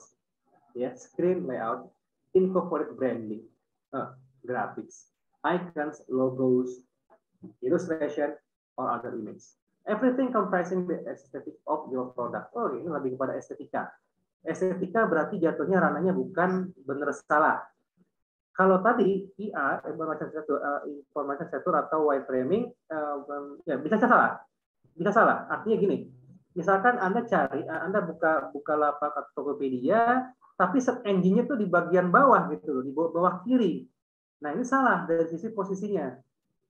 Tapi kalau misalkan icon pencariannya itu gambarnya misalkan kaca pembesar yang modelnya gimana gitu ya, khusus atau menarik, nah itu bisa jadi jelek bagus. Jadi bukan salah benar. Ya, bisa jadi orang ambil kaca besar biasa atau mungkin gambarnya tangan lagi nyari atau apapun, itu bicaranya cocok enggak. Nah, itu ideal enggak. Oke, ini bicaranya berarti lebih kepada how to feel akhirnya, ya, how to see and how to feel-nya. Oke, proses visual yang tadi kawan saya tanyakan sampai di mana sih orang IT atau desain, ya, kita lihat di proses kreatif ini teman-teman di desain ini masuk ke ranahnya ke desain visual ya, di communication ya, dan juga psikologis ya. Ya, inspirasi ya, inspirasi, kreatif proses ya, ada design, ada brainstorm thinking ya, dan visual ideas, ini semua diproses, namanya kreatif proses ya. Disinilah akhirnya muncul ide-ide nanti kalau nanti ada apa nama produknya, untuk produk brandingnya masih gaduh-gaduh, itu apa ya yang nanti akan divisualkan bentuknya informasi ini gitu loh sebetulnya. Apakah nanti gambar gaduh-gaduhnya atau mungkin logonya diutamakan atau gimana dan seterusnya ya. Dan setelah itu nanti biasanya mereka akan setelah dapat ya, mendapat idenya, kemudian dengan mind mapping. Jadi mind mapping ini artinya ada banyak ide ya. Ini kan ini idenya nih ya. Dapat satu taruh di sini, ide dua taruh di sini, ide tiga di sini, ide empat. Nah, ide-ide nanti ini yang ada di dalam pikiran mind mapping. Ingat, 80% apa yang kita ingat adalah yang dari kita lihat. Nah, ini tantangan besar bagi visual design di sini ya, visual design. Nah, mind mapping ini memetakan juga nanti akhirnya sejauh mana jangkauan daripada sebuah produk yang akan dilakukan pengembangannya. Berupa apa? Fitur. Ya, fitur. Dan fitur itu asumsi. Dan ketika asumsi itu sangat banyak, maka kemungkinan untuk dipahami makin sulit. Nah, ketika untuk dipahami makin sulit, maka harus ditata, gitu ya, UX UI tadi sedemikian rupa sehingga dia menjadi nyaman untuk dilalui, gitu. Ya, dasarnya itu sebetulnya. Nah, setelah itu nanti di mind mapping ada juga nanti visual. Jadi visual ini tadi mapping, nanti ada visual nih. Visualnya berkaitan dengan nanti akan divisualkan gambar apa ya di sini, atau ide nuansa apa yang diinginkan. Ya, dan nanti munculnya ke dalam bentuk mood board. So mood board ini adalah representasi dari visual yang tadi ada di mind mapping visual divisualkan. Ini bukan nanti produk jadi kayak gini, bukan. Tapi elemen prinsip konsep referensi lah, katakan referensi nanti tuh kayak gini nih, hurufnya tuh jenisnya begini, warna tuh kayak gini, nanti ada gambar hitam putihnya, seperti itu kira-kira nanti. Jadi apa yang kita thinking, kita bayangkan dulu gitu ya, kemudian divisualkan dalam bentuk mood board. Ini boardnya mood apa enggak? Mood board gitu ya. Kalau misalkan enggak mood, nah, dan proses research itu terjadi di sini, ya, terjadi di sini. Dicari lagi mood sampai dengan mood ya. Nah, untuk mengimplementasikannya ke dalam nanti hasilnya sebelum dibentuk ke aplikasi, maka akhirnya dibentuk sebuah mockup. Nah, Anda mungkin sudah tahu yang mockup ya, dummy ya, dummy. Contoh visualnya. Kalau di desain ini sudah selesai di mockup, katakan desain poster ya, mockupnya ya udah selesai tuh, ya. Biasanya karena kan media dia satu arah ya, kayak poster satu arah, kecuali Anda gunakan teknologi AR, augmented reality, jadi interaktif poster. Jadi ada poster, kemudian Anda pakai kamera Anda, ada sorot posternya, nanti keluar informasi itu, ada bisa diklik di posternya. Di dalam HP-nya atau tangan Anda menyentuh posternya, berarti interaksi, dan itu menjadi sebuah UX baru lagi. Ya, itu namanya UX di produk. Ya. Nah, sekarang setelah di mockup, nanti juga kita ada dua, kebanyakan ya, dua hal yang ketika bicara visual design ya, dan ini biasanya kalau di jurusan desain komunikasi visual, mata kuliah ini itu bisa 8 semester atau mungkin 7 semester, 7-8 semester. Itu DKV ya, desain komunikasi visual, atau merencana lah istilahnya. Itu tiap semester diulang. Apa yang diulang? Ya ini, konsep visual elemen dan desain prinsipal ini akan selalu diulang. Akan selalu diulang. Jadi inilah yang menjadi kemudian kenapa visual design penting. Ditambah nanti mungkin ada juga prinsip-prinsip seperti Gestalt. Gestalt ini adalah dari sisi Gestalt itu bentuk bahasa Jerman, ya, teori bentuk. Sebetulnya ini ilmu knowledge-nya psikologis, ya, bukan biasanya di visual design, tapi psikologis yang digunakan terhadap visual, sehingga bidang visual design itu akhirnya menggunakan teori ini juga untuk di dalam mengembangkan visual. Karena bagaimanapun kelihatan. Nah, di sini psikologi sangat penting ya, di sisi visual. Dan ini menjadi ada pakem-pakemnya juga ya, ada visual elemen dan bisa visual. Dan lagi-lagi di visual ini bukan bicaranya benar salah ya. Bukan bicara benar salah, tapi menarik enggak, jelek bagus ya, ideal apa enggak, enak dilihat apa enggak gitu loh. Makanya ketika ada proses nanti di dalam 9 langkah UX ini di research, itu paling sering terjadi adalah di wireframing, visual design, dua itu paling sering terjadi. Cocok belum? Termasuk teman-teman desain, misalkan ketika Anda bikin template nih, dari template dipakai ternyata nggak sesuai, ini kurang, artinya dirubah, coba dirubah, ini kurang eye catching, kan susah bahasanya. Kita nggak tahu, nggak bisa memuaskan satu orang kan gitu. Misalkan pimpinan kita bilang, oh, ini kurang bagus gitu, tapi kan apa standarnya kan gitu. Nah, ini kita harus lebih dalam di sini juga, dan biasanya kalau di dalam beberapa training ini saya memberikan akselerasi khusus ya, penggunaan untuk visual ini ya, dan makin banyak Anda melihat, makin banyak Anda bisa memahami dari visual design. Sebetulnya di visual design sendiri secara prinsipnya ya, visual elemen dan design principle ini knowledge-nya ini soft skill sebetulnya. Artinya tidak perlu bisa software grafis pun nggak masalah sebetulnya. Ya, saya analogikan begini.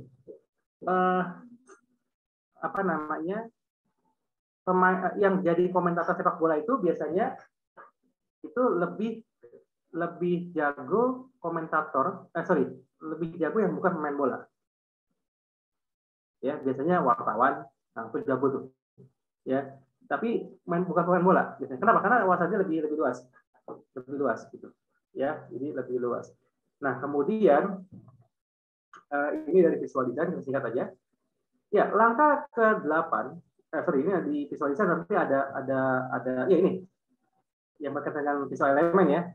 Line, color, shape. Visual element itu adalah apapun yang kelihatan. Apapun yang kelihatan di sebuah desain disebut dengan visual element. Ada line, color, shape, texture, space, form, tipografi, termasuk foto di situ ada shape. Ya. Dan ketika ini bicaranya desain grafis ya.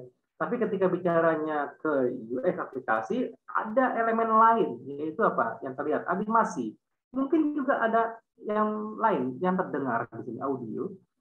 Ya, yang baru ada AR, VR, augmented reality, atau virtuality, dan ada video dan juga interaction. Sedangkan desain prinsipal ini berkaitan dengan how to feel-nya. Jadi sekali lagi ini how to see-nya, ini how to feel-nya. Bagaimana yang ini ibaratnya kalau ini buahnya, ini pisaunya. Bagaimana elemen ini supaya enak dilihat, ya, eye catching lah bahasanya, ya.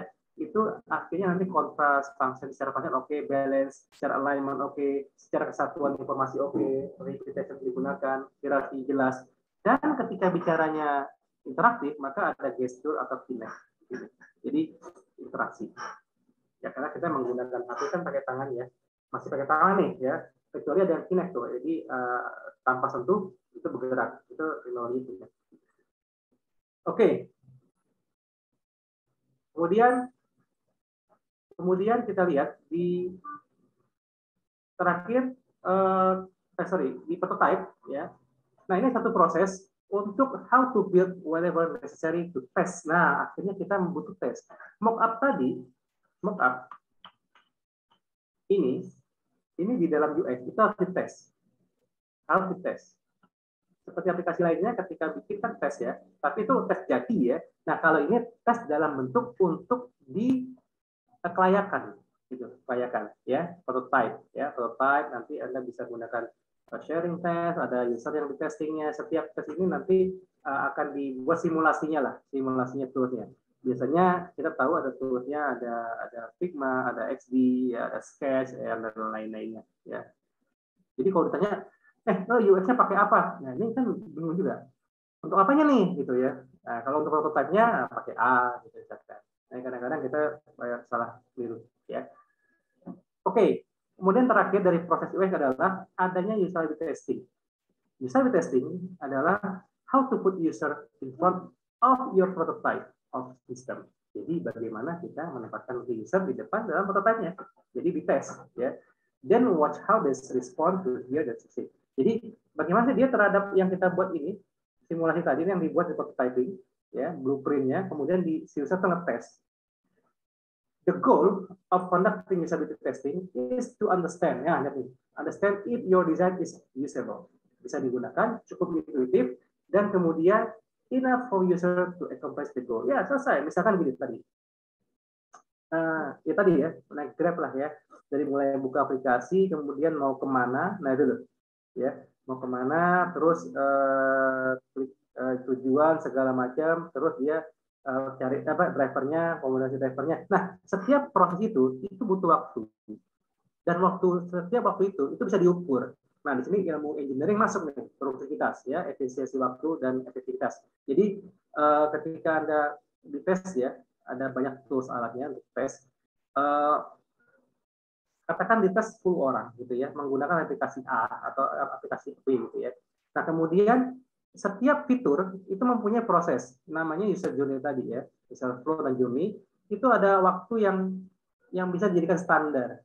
Nah, akhirnya dites, oh waktu ini terlalu lama dari standar, berarti ada masalah di mana nih? Kenapa dia terlalu lama dari waktu nyari fitur ini? Nah, itu akan diperbaiki misalkan entah di desainnya, di visualnya, entah mungkin di susunan informasi frame-nya dan seterusnya. Atau kita salah menempatkan informasinya nih gitu. Nah, itu akan menjadi riset lagi yang sangat panjang ya, yang sangat panjang. Oke. Itu dari testing. Oke, dan akhirnya Anda lihat di sini, saya gambarkan pisau di sebelah kiri, sebetulnya ini adalah ya tools yang bisa digunakan di UX, diantaranya. Dan lainnya tools alat, Anda lihat pisau di sebelah kiri, itu pisaunya macam-macam ya, ada yang buat motong yang bawang dengan motong mungkin yang keras-keras beda ya. Nah ini kan tapi pisau semuanya. ya, seperti tahu.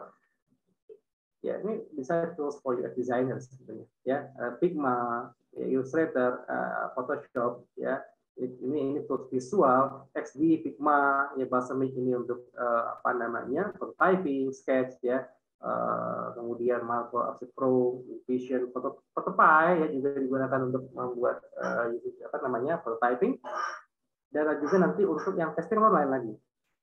Oke. Baik, Bapak sekalian, itu gambaran mungkin dari UX-nya. Mungkin setelah ini saya coba sedikit menjelaskan ya praktik sedikit ya, maksudnya secara penggunaannya. Sebetulnya seperti apa sih contohnya? Tapi mungkin karena dengan tema kita di sini, saya akan tunjukkan mungkin lebih nanti efek daripada wireframing, visual design, dan juga prototyping-nya. Ya, mungkin sekitar 10 menitan ke depan. Oke, saya contohkan saja langsung di sini. Saya buka ya, saya mau tunjukkan dulu. Ini saya menggunakan program Illustrator, di mana digunakan memang untuk membuat, bisa digunakan untuk wireframe, kemudian untuk visual design.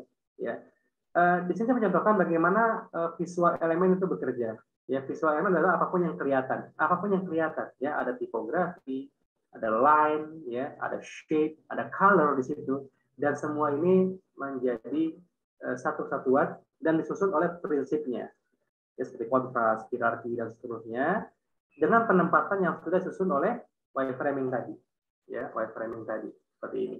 Ya, ini contoh di mobile mungkin ya. Dan kemudian salah satu apa namanya, dari sekian elemen yang terlihat, ternyata memang kebanyakan tiga elemen ini sering digunakan. 3 elemen itu adalah, pertama, color. Color is very sensitive, ya, sangat sensitif. Color itu adalah elemen yang sangat sensitif. Jadi kalau biasanya ketika saya dalam mengembangkan sebuah aplikasi itu atau memberikan pengajaran itu, saya selalu perhatikan bahwa usahakan elemen warna itu ditempatkan di belakangan, artinya di belakangan. Kenapa? Karena dia akan mempengaruhi semuanya. Kalau kita masak nih, mungkin bagi rekan-rekan yang suka masak ya, mungkin yang Hawa nih, biasanya itu garam tuh di belakangan. Ya, garam ditempatkan di belakangan, bukan di awal. Ya, ditakar seberapanya tuh di akhirnya gitu loh. Ya, misalkan taburi sedikit garam secukupnya gitu ya, artinya nanti untuk menyeimbangkan, lambangkan utama itu segala macamnya. Nah, ini warna ini ditaruh di belakangan. Kenapa? Karena kalau ditempatkan di duluan, kadang-kadang ketika kita mendesain itu karena manusia sangat emosional, sehingga ketika Anda gunakan ini kurang bagus nih, artinya belum selesai menggunakan elemen lainnya atau menyusun elemen lainnya, itu sudah diganti lagi, dan itu paling sering terjadi. Apalagi ketika yang kita buat dari template, kita ambil template bagus nih, masukin, udah pusing dengan warnanya duluan, ya, tanpa memperhatikan proses struktur informasinya dan juga elemen desain lainnya. Oke. Ya, ini contohnya juga. Ini contoh dari apa namanya, penggunaan warna sendiri. Sebetulnya yang sering digunakan ya, kalau dari segi jenisnya ada complementary, ya, ada theatric, ya, ada monokrom, satu warna. Ini jenis monokrom, warna yang turunannya sama, artinya warna itu sendiri. Dan ini bisa kita atur sedemikian rupa sehingga bisa menjadi merubah suasana atau merubah catchingnya. Ya, contohnya di sini saya coba terapkan, misalkan ini saya sudah bisa misalkan sebuah tampilan ya, mockup di Illustrator saya gunakan, saya share semuanya. Kemudian mungkin saya coba di properties saya ganti recolor. Oke. Di sini ada recolor yang bisa saya gunakan, ya. Saya akan bisa menggunakan warna-warna yang sudah ada di sini, atau bisa saya cari sendiri warnanya. Misalkan tema warna ya, yang sering digunakan untuk tema warna itu 2 jenis warna, yaitu complementary dan monokrom misalnya. Complementary itu warna yang kontras ya, kalau monokrom warna yang turunan, seperti ini misalnya turunan. Misalnya saya gunakan warna di sini, ini. Oke. Di sini otomatis akan terlihat, dan ini bisa kita random. Jadi otomatis di random dari komposisi warna yang ada di sini. Oke. Dan biasanya kita juga bisa menggunakan, kalau saya gunakan, ya, misalkan saya gunakan salah satu, kita googling lah, ya googling, misalkan, ya, saya cari misalkan vintage color ya, vintage color, oke. Nah, ini kan vintage itu kesannya jadul, ya. Misalkan kita ide pasarnya mau jadul, gitu ya. Jadul, kemudian saya ketemu warna ini. Ini saya copy aja langsung, copy image ya, salah satu toolsnya. Kemudian saya gunakan saya tadi ilustratornya, ini saya paste di sini. Oke. Saya akan gunakan warna ini di versi ilustrator yang CC sudah ada toolsnya cukup mudah ini. Saya tinggal select aja desain ini, kemudian saya recolor. Recolornya saya gunakan temp picture. Saya ambil dari gambar ini. Klik, oke, maka ini akan tertera di sini kombinasi warna jadulnya, dan ini bisa kita lihat perubahannya. Nuansanya langsung berubah kan, langsung emosi gitu. Jadi di sini kita lihat itu bisa random untuk change saturasinya atau change color random. 1, 2, ya, sorry, saya ulangi lagi. Ulangi. Saturasinya, lihat kombinasinya, ya. Dan ini pun bisa kita lakukan ubah warna di sini. Oke. Nah, mungkin salah satu juga kalau Anda gunakan web services ya, seperti di saya sering gunakan misalnya Coolors.co. Ya ini penting sekali. Ini juga bisa digunakan sebagai tema warna ya. Anda mencari tema warna dengan menggunakan image picker atau misalkan color explorer ya digunakan. Dan Anda bisa dapatkan semua tentang warna di sini berdasarkan kategori, style, topik dan seterusnya ya. Oke, dan kita lanjutkan lagi tentang misalkan ya ini ada beberapa kasus ya contoh UI UX design. Kalau kita lihat ini kiri dan kanan ini sama ya sebetulnya ada penyusunan yang kurang konsisten. Ini ada satu pointless inconsistency your element, UI element. Ini ada yang kurang konsisten. Di mana dilihat antara judul dan subjudul ini terlalu besar sama. Fungsi beda kan? Sekarang ini juga warnanya beda. Saya coba buat ini lebih kecil misalkan. Seperti ini. Kemudian ini juga akan saya samakan dengan ini misalkan. Oke. Dan ini saya juga buat tipografinya sama dengan ini warnanya, dan garis line-nya saya coba kecilkan mungkin sekitar 0,5. Oke. Ya. Oke, Anda bisa lihat di sini ini ada lebih konsisten. Di yang sebelah kiri ini kurang konsisten ya. Anda lihat enggak konsisten antara huruf yang ini warnanya juga bisa tidak ada konsistensi, dan ini bisa kita lihat konsistensi. Penerapan perubahan elemen tipografi dan garis saja sudah bisa kelihatan merupakan unsur daripada tampilan elemen. Ya, tentu di sini membuat ada emosi yang bisa dilihat di sini. Ya. Nah, kemudian contoh penggunaan default drop shadow misalkan pada login yang gampangnya nih ya. Kita sering lihat ini nih terlalu apa namanya ya? Hitam kecil sekali ya, terlalu kurang enak dilihat misalkan ya. Kita bisa mungkin nanti padukan drop shadow-nya yang default saja. Jadi misalkan ini dikembalikan ke 75 kalau nggak salah ya, ini agak dimundur. Sorry, di ini. Oke, ini juga 7. Dan opacity-nya mungkin saya turunkan lagi. Dan agak di-blur. Ya. Nah, sehingga di sini akan lebih nyaman. So, Anda lihat ada sangat friendly, jadi nggak terlalu kaku, terlalu dekat seperti ini. Oke, kemudian ada yang kita distinguish between primary and secondary button. Jadi kita harus tahu cara fungsinya. Setelah susun informasi bahwa ternyata dari susunan ini kita lihat, ini kan login ini yang utama, sign up ini kan kedua. Ya kalau dia udah ada login, kalau nggak sign up gitu kan. Dan forward ini kalau yang ketiga. Jadi hierarki seperti itu urutannya, sistem informasinya. dan disusun dari wireframe seperti ini. Tapi ketika di visual design ini jadi berubah begini, ya. Kok tiga-tiganya begini? Kita bisa lakukan begini. Misalkan ini yang pertama, tetap kontras yang pertama. Yang di kedua ini akan saya gunakan, misalkan saya balik aja. Jadi ada garisnya warna biru, ya. Dan teksnya warna biru. Oke. Sehingga ini tanda utama dan satu ini. Nah, ini masih kontras kan? Artinya ini yang informasi belakangan kan? Nah, kita bisa mungkin hilangkan saja. Ya, kita klik dan kita kasih warna biru juga. Tapi birunya nanti akan saya turunkan sedikit. Sehingga kelihatan hierarkinya. Misalkan saya coba turunkan di sini. Oke. Nah, ini kelihatan nih sekarang lebih enak ya. Di sini nggak ada hierarkinya, di sini akan lebih enak nih. Lagi ini, oh ini yang utama. Kalau nggak ini berarti stand up. Kalau belum ya forgot. Oke, ukurannya.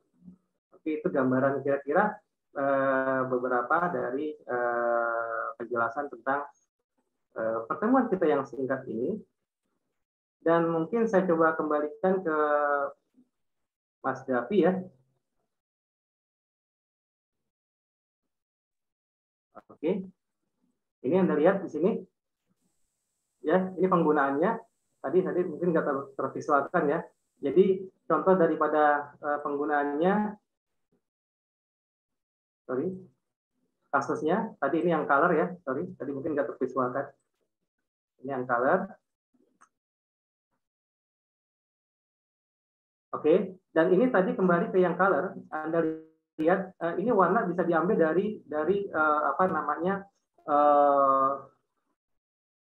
googling tadi ya. Anda bisa cari di googling, atau mungkin vintage color Anda diklik ya. Misalkan saya butuh vintage color yang ini. Saya klik kanan copy image, kemudian saya coba di Illustrator, saya mau paste di sini. Dan ini akan saya gunakan untuk merubah desain yang sudah buat. Ya, saya buat, saya seleksi, saya recolor artwork di sini. Ya. Dan saya klik di sini jenisnya klik. Kalau picker pakai yang ini. Ya, langsung berubah. Dan ini bisa kita atur komposisinya atau kita lihat susunannya di sini. Langsung kelihatan ya. Nah, ini salah satunya, dan yang tadi tentang apa namanya? UI UX prinsip-prinsip desain ya. Tadi ini. Ini adalah salah satunya dengan penerapan inkonsistensi pada tampilan desain ya. Tadi yang sebelah kiri ini judul sama isi nggak sama besar ya, padahal kita bisa buat seperti ini yang tadi saya lupa share ya. Oke, dan ternyata ini bisa dibuat lebih sama. Ini kan warna beda nih, ini nggak konsisten, dan ini lebih konsisten. Ya, ada emosi yang dimainkan di sini. Termasuk shadow tadi nih, shadow, login ini background-nya lebih soft, dan sehingga lebih ada emosi lebih detail. Dan yang tadi ini, login, sign up, forgot, ini tiga-tiganya penting, tapi artinya ini yang penting, ini yang biasa aja, dan ini yang kurang penting di bawah salah ya. Dan saya perbaiki seperti ini. Nah, yang lainnya adalah lack of text hierarchy. Contoh, ini ada mobile yang kiri kanan kan sama ya, kan sama. Sebetulnya bisa dilakukan ada yang penetapan teks hierarki atau level yang mesti bisa dimainkan. Contoh misalkan, saya rubah sedikit di sini. Misalkan di Supratman di sini saya coba apa namanya, saya besarkan misalkan di teksnya ini.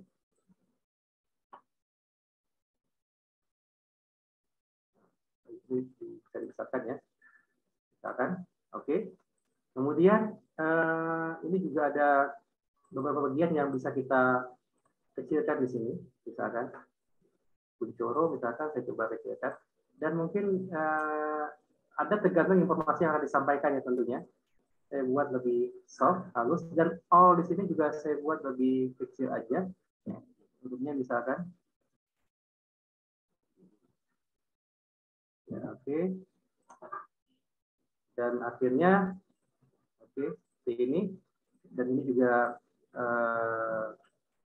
ya, ini simple ya. Anda lihat.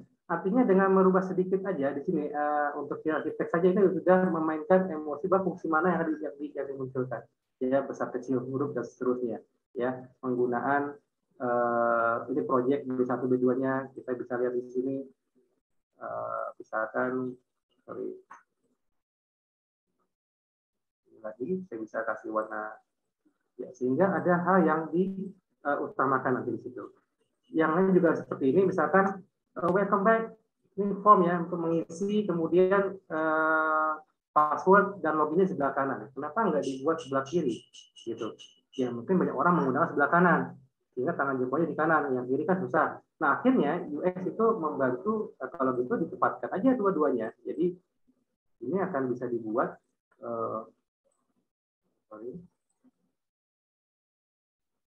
ya, sehingga bisa kita buat mungkin seperti ini.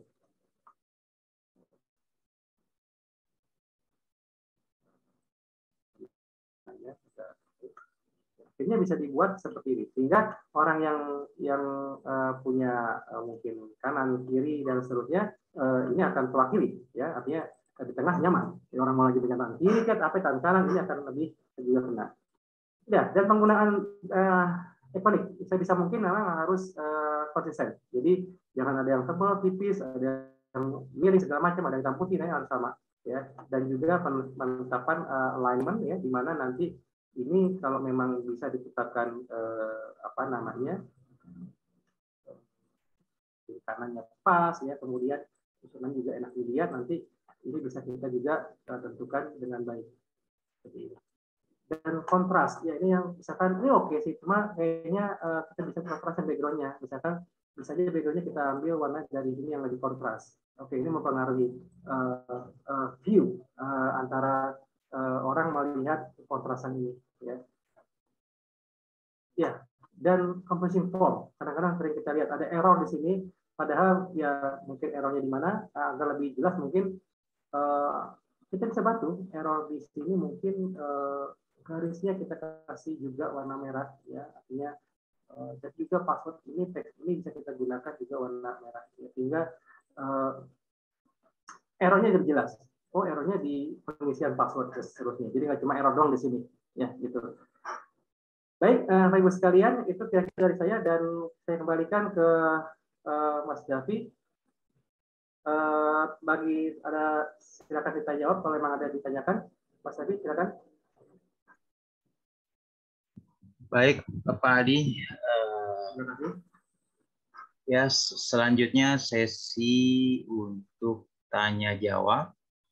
Masih ada waktu sekitar 14 menitan. Kepada semua peserta, mungkin ada yang mau bertanya. Ya, ada yang mau bertanya, saya persilakan, cukup 3 orang saja. Masing-masing 1 orang bisa 1 pertanyaan. Silakan buat peserta. Mungkin agak ada yang nggak ke-share ya tadi ya. Oke. Tapi nanti ada pendapat ini kok, apa namanya, Zoom-nya akan dapat. Ya. Oke, silakan kalau sekalian, mungkin ada rekan-rekan yang mau nanya ya tadi ya. Nanti mungkin lebih jelasnya kalau tadi ada yang lupa ke-share atau nggak ke-share ya, akan ada di Zoom report-nya. Oke, silakan.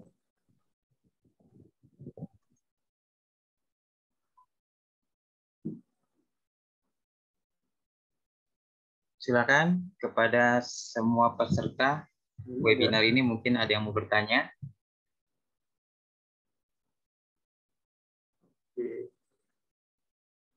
Baik, jadi sambil mungkin nanti ada yang bertanya ya. Jadi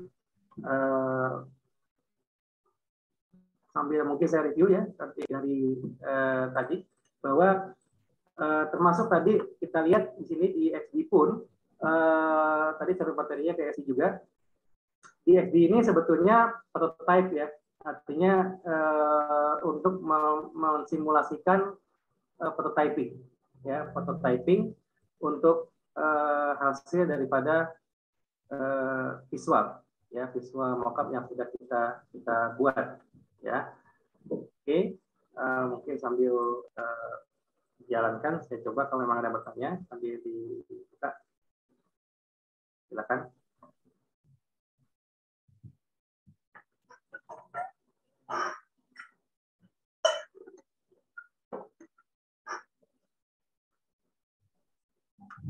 ya sekedar informasi. Nantinya juga kita akan coba apa namanya melakukan review program lainnya mungkin.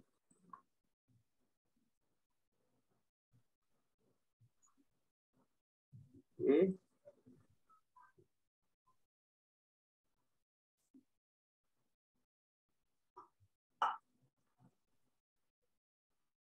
Ada sedikit kendala di XD-nya, tapi nggak masalah. Tidaknya urut lagi sudah bisa dijelaskan mengenai UX secara garis besar.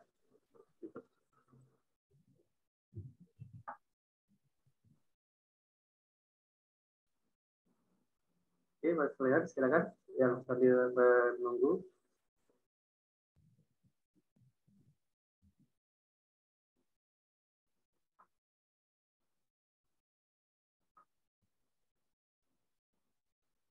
Ya, sekali lagi buat peserta webinar malam ini yang mau bertanya silakan.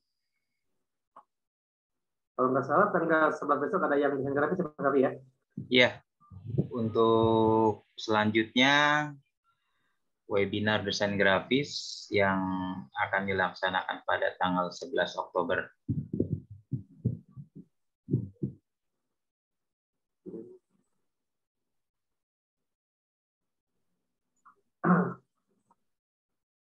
Ya, silakan Ibu sekalian. Ya, memang ada yang ditanyakan. Ya, Pak Adi, mungkin bisa lihat di chat ada yang bertanya tuh. Oh iya, sebentar. Ada di chat. Baik. Ya. Di chatting. Oke. Untuk seorang ini dari Mas Rahmat ya, Saiful. Oke, Mas Rahmat Saiful menanyakan bahwa ini saya share dulu kali ya, Pak ya. Tapi ya. Ya, boleh. Oke.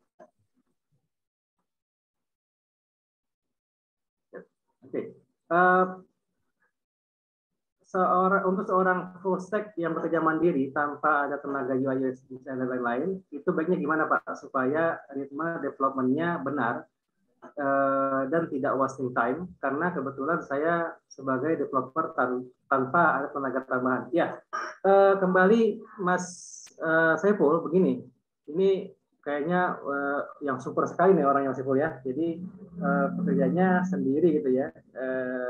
Artinya bagaimana akhirnya Anda mengerjakan developer tanpa ada tenaga tambahan. Baik, yang perlu kita pahami adalah prosesnya.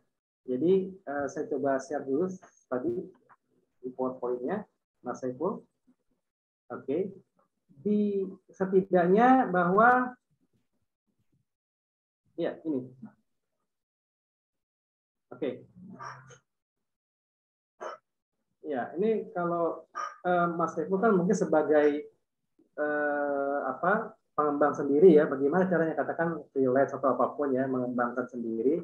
Tentunya kita harus tidak seluruhnya juga dilakukan. Artinya gini, sebisa mungkin adalah yang pertama adalah di interview dengan yang stakeholder-nya yang akan membuat, kemudian Anda pahami prosesnya seperti apa, ya. Kemudian setidaknya adalah Anda tahu nanti prioritas informasi yang diinginkan oleh pelanggannya si klien tadi.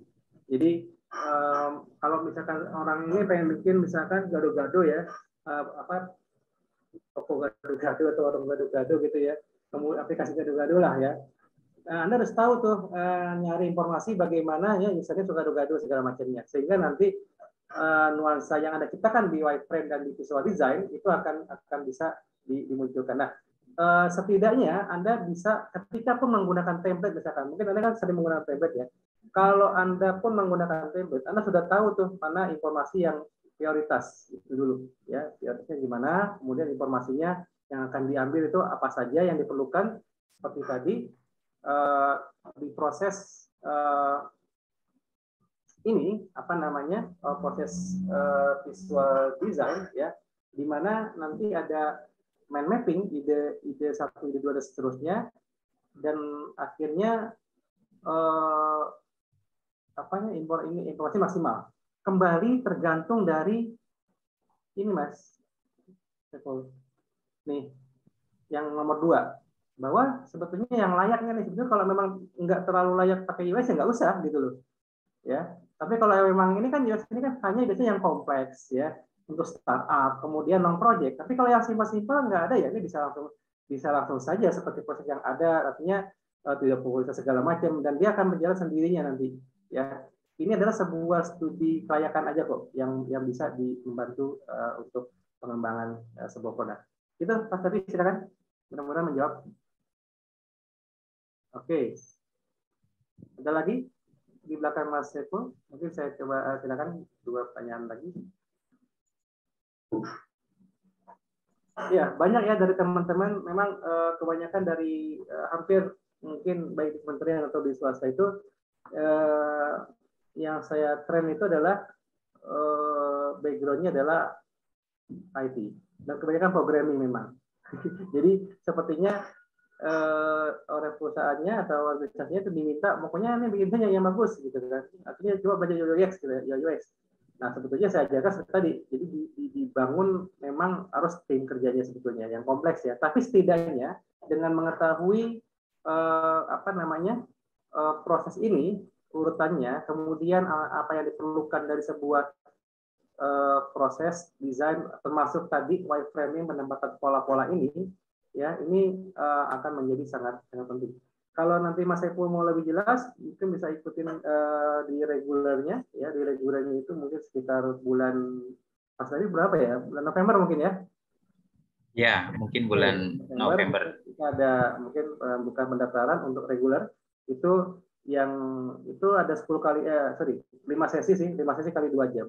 Jadi 2 jam selama 5 hari itu ada nanti di khusus untuk yang memang UI UX yang sekarang kita bahas ini.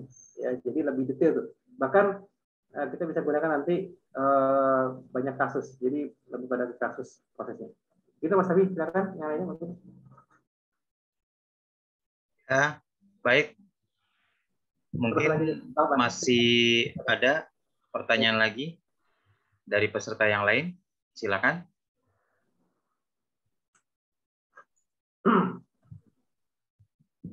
Ya, sekedar informasi untuk nanti video Zoom-nya dan materi PowerPoint-nya akan kita share ya, Mas Ati tadi ya, nanti ya. Ya, ya di-share. Di email ya nantinya.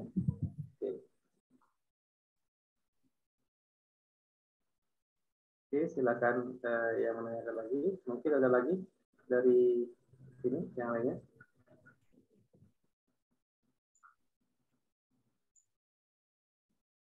Oh, ada satu lagi. Oh, oke. Baik. Ya, gimana Pak Sati? Kita cukupkan atau gimana? Kita kembalikan ke moderator. Ya, baik. Baik, Pak Adi. Oke, mungkin diisi ya. Mungkin sudah tidak ada yang mau bertanya lagi. Ya. Berhubung waktu juga sudah segera habis. Ya, waktu tinggal 2 menit lagi. Oke, terima kasih sekali lagi rekan-rekan semua yang hadir. Mohon maaf segala kekurangannya, yang mungkin sangat singkat ya, tapi setidaknya mungkin ada gambaran tentang UI UX seperti apa sebenarnya. Dan ini materi yang sangat bagus dan terus bisa dikembangkan. Ya lagi saya mengucapkan terima kasih. Silakan Pak Adi. Baik, Pak Adi, terima kasih untuk materinya malam ini. Semoga bermanfaat untuk para praktisi IT yang ikut bergabung di webinar ini. Oke, selanjutnya bila tidak ada lagi pertanyaan, webinar ini bisa saya tutup ya? Iya, bisa saya tutup. Semuanya, sekali lagi maaf saya mau pamit diri. Terima kasih semuanya atas atensinya. Assalamualaikum warahmatullahi wabarakatuh. Oke. Saya juga mengucapkan terima kasih kepada semua peserta yang sudah ikut. Ya, mohon maaf segala kekurangan. Sampai ketemu di materi selanjutnya di minggu depan. Oke. Terima kasih. Terima kasih, Pak. Terima kasih. Oke, Terima kasih Pak. terima kasih.